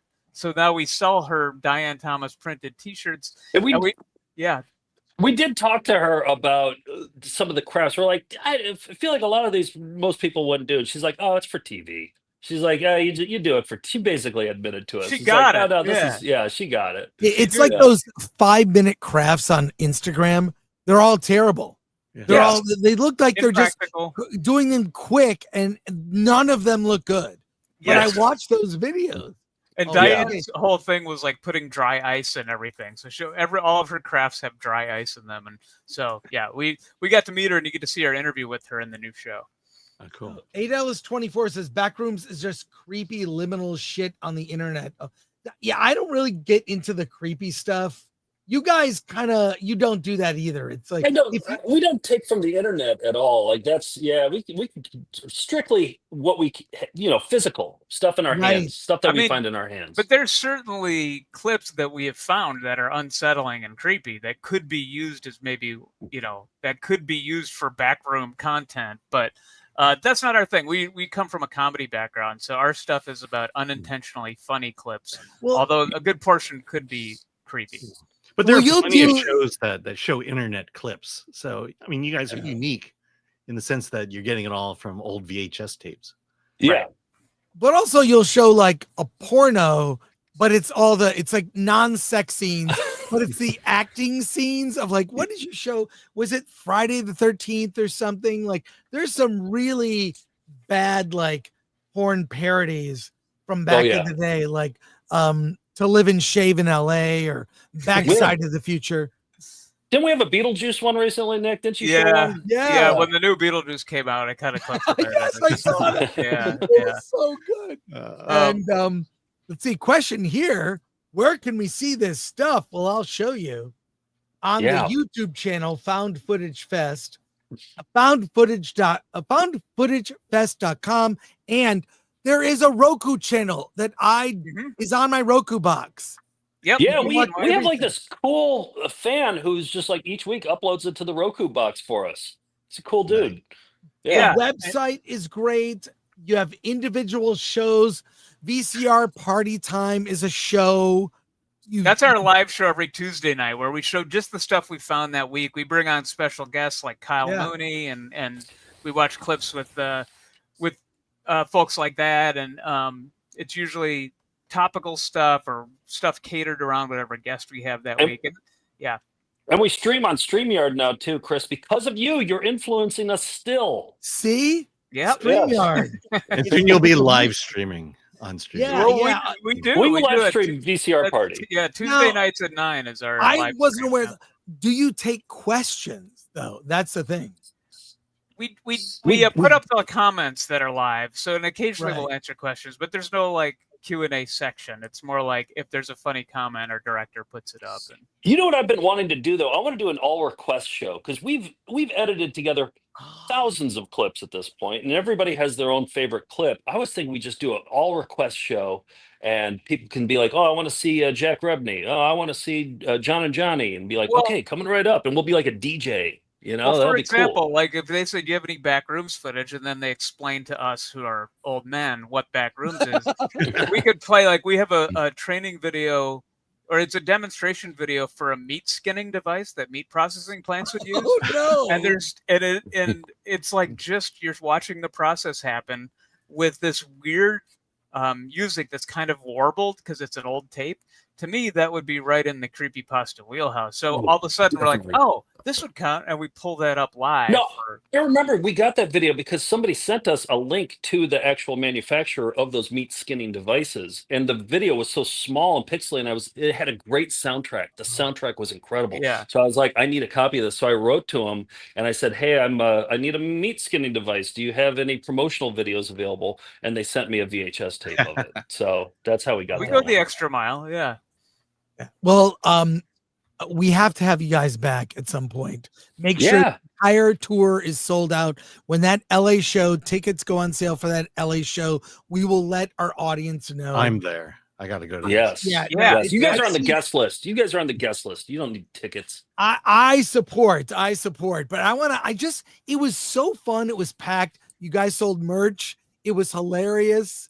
Like there's just the whole thing. I took a friend who'd never heard of you.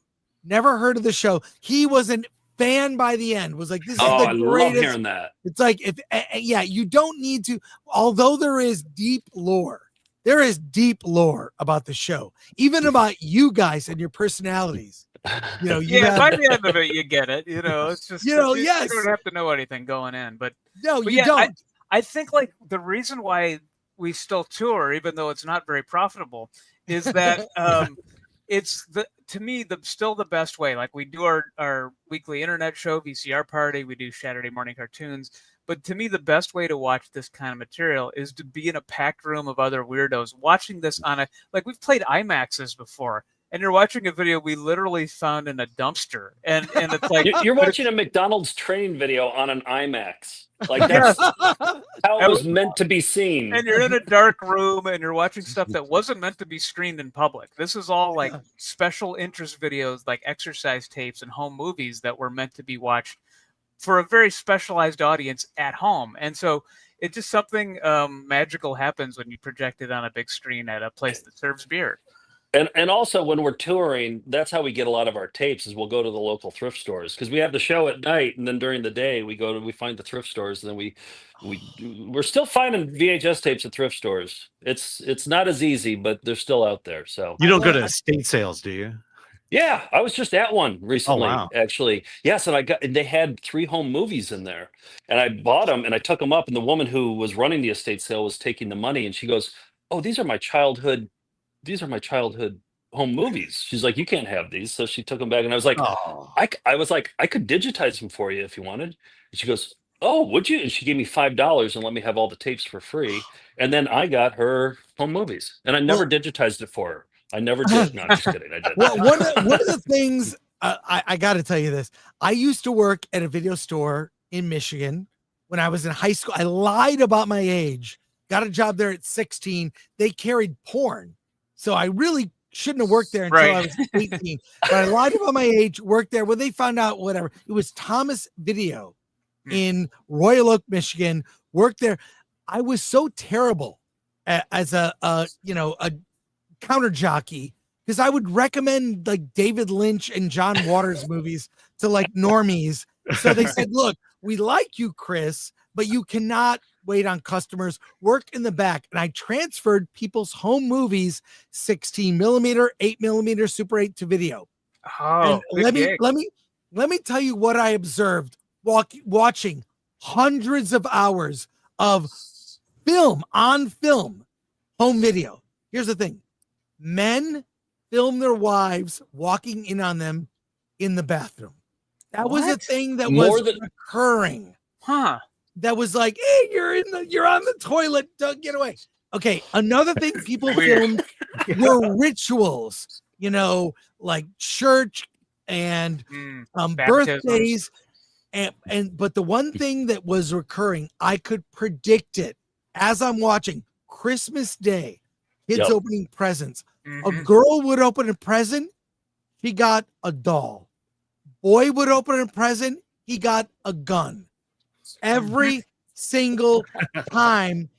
And on Cathode Fuck, I cut together a montage of boys and girls from the 40s, 50s, 60s, 70s opening presents, gun for a boy, doll for a girl, every time.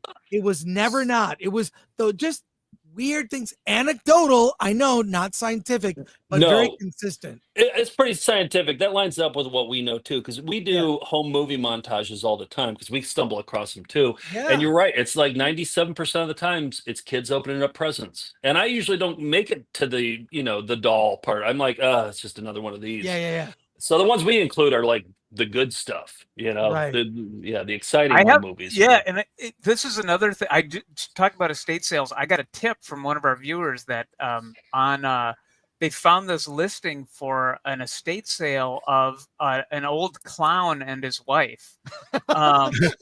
So last weekend I drove to Neptune, New Jersey, and went to this clown's estate sale, and it was there were a clown family from like the Hunt Brothers Circus, and is so entrenched that there was a program from Emmett Kelly's funeral, the famous clown. They were at his funeral and had a program from it from 1974. So they were like lifers in the clown community. And did you buy it? Yeah, 200 tapes. I bought the whole collection, and a lot of them are home movies taken at rehearsals and the teardown at the circus, and then there's a bunch of like clowning for kids videos. This treasure trove of some like one of one videos that nobody else would have access to, and this collection would just, I don't know that anybody else would have picked this up, but I thought it was worth the trip. Were there industrial clown training videos in there? There are some clown training tapes in there. Yeah. And yeah, a lot of these like very specific local, like the clown parade from Tallahassee, Florida, 1983. Like we got that on tape now. Oh, we got a montage in the works right now. Exactly. Yeah. Hey, Chris, I want to circle back to your video store. In the porno room, did they have the tavern doors, the saloon doors? Yes, they had the doors. It was a back room. One of the greatest moments was, I was in high school, 16. I worked there in my early 20s. I was always working there.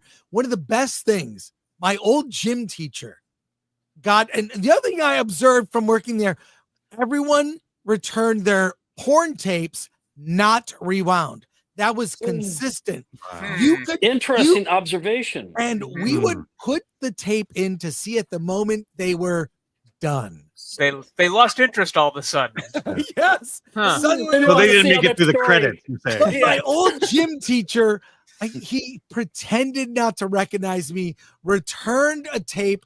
I remember the title to this day. It was Slave Training. That was the tape. It was what training? Slave Training. That was the that tape. checks out.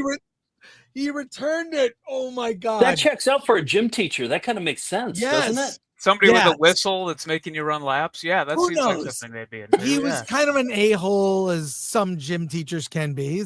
But did you pretend not to see him either? Did you play ball did you? I was a coach. I was a pro, but didn't say a word and just accepted. Very professional. Yeah. But very professional. Those were the days, the 80s, working at a video store. I learned a lot. I learned a lot. God, I could go on for hours talking to you guys. We could do this all day. Yeah. Like, please come back whenever you want to promote. Go to foundfootagefest.com, the website, for a link to tickets and tour dates are here. The tour is coming to look at the cities: Schenectady, New York, Brattleboro, Vermont, Maine, Massachusetts, Texas, lots of dates, dates in Texas, Pennsylvania, Georgia, Athens, Georgia, Knoxville, Birmingham, Alabama, Grand Rapids, Michigan. Oh, that's a wealthy theater. That's a fantastic theater. Hamtramck. I'm from Michigan. Yeah, you got to fly back. Oh my God, Chicago, all over the place. Go to check out the tour dates. Coming to LA, January 28th. I'll be there. Can't wait to see you guys. This is awesome. Yeah. Guys, I feel like we're like sister like also Red Letter Media does that show Best of the Worst, where they show the old tapes. They have the tapes with the black spine edition where they don't know what the tape is. So I feel in some ways, why don't you guys go on Red Letter Media? They're Wisconsin guys too. Nick and I are from Wisconsin originally, and they're all Wisconsin guys, and our paths have not crossed yet. Yeah, I've never seen their stuff, but everybody tells me about what they do, and I think they're just maybe like 10 years younger than us, so maybe their paths never crossed. But we try not to watch the competition. Like we haven't seen much. Everything is terrible. I've heard great things about it. Yeah, They're exactly. But very different.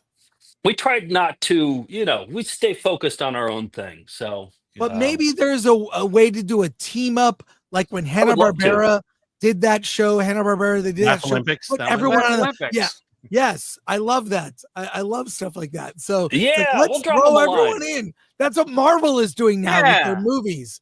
Everyone's we'll in the Grape movie. Ape, and they can be Muttley or whatever, and we'll all compete in wacky races. Yeah, let's do it. Oh my God. I hate to say goodbye, but we have to do it. Please wish George a happy birthday.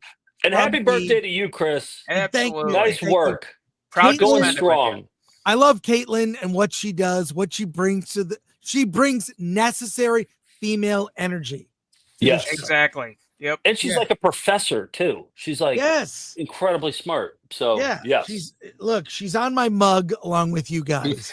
A mug that Joe doesn't even know exists. I tip my hat to you. Yes. Yeah. Well, thank you for coming on the show. Go to foundfootagefest.com and thank you to you guys. Thanks. Thanks, Nick, fellas. anytime you want to come back, let me know. I'll let you know. Let's Thanks, do it. fellas. Always good to see you. Thanks See you later. Take See you care. guys. Bye.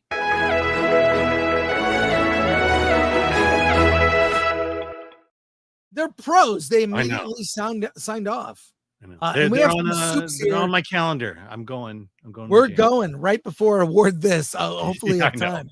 I think that we ran into that last year as well. Yeah, too much going on.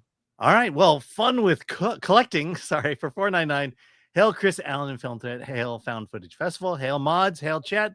Happy birthday, Chris. Cheers. Thank you. Fun to a with great collecting. year ahead. Jean Hu gifted 5 Film Thread memberships. Hey. And Suns and Shadows. Happy birthday, Chris. Maybe we should do a trailer show, an indie trailer show on the member channel or something. We should do a thing. Yeah, we have the Film Threat channel, like where we show only trailers, right? Yeah, like, but kind of spotlight some for members and comment and stuff like that. Yeah. I mean, like if you go to Film Threat, the main channel, we have a trailer that's only the just trailers. Mm-hmm. Go to that channel. It's just indie trailers you would never see, including a movie you just reviewed, Alan, Preparation for the Next Life. And then we have an interviews channel. We will archive the interview with Nick and Joe. And then here you go. Your David Zucker interview is here. Part due.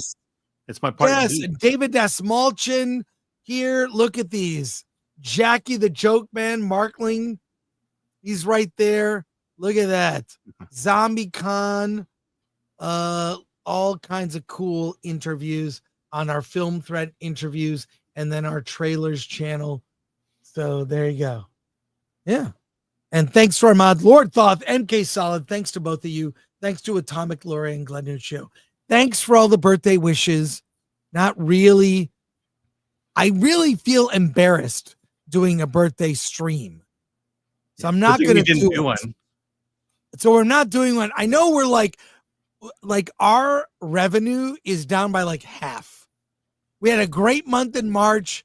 It's been diminishing returns. It's not. We'll see if we'll keep doing this YouTube. It's like the studios are holding back movies just to spite we are. It'll be a slog until Tron Aries, but we've got Versus on Monday. Lots of great stories there. Big show on Friday next week with reviews of The Long Walk, everything we missed today. We missed like Spinal Tap. Yeah, Spinal Tap. I'm going to that, I think, Wednesday. So please join us. And thank you sincerely for birthday wishes. Alan, I'll see you, maybe Lori, later today. Yeah, we're coming tonight. All right. To my birthday gift. Islands. Which one was that again? Islands is closed, but a bar in Pasadena. And I might even slog over to the 35er, maybe at like 8, 9 o'clock. The 35er. For those, if you are in the area, come to the 35er. That's my hang.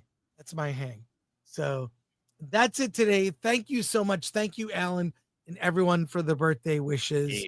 And Alan, do you have anything to say? Yeah, let's get out of here.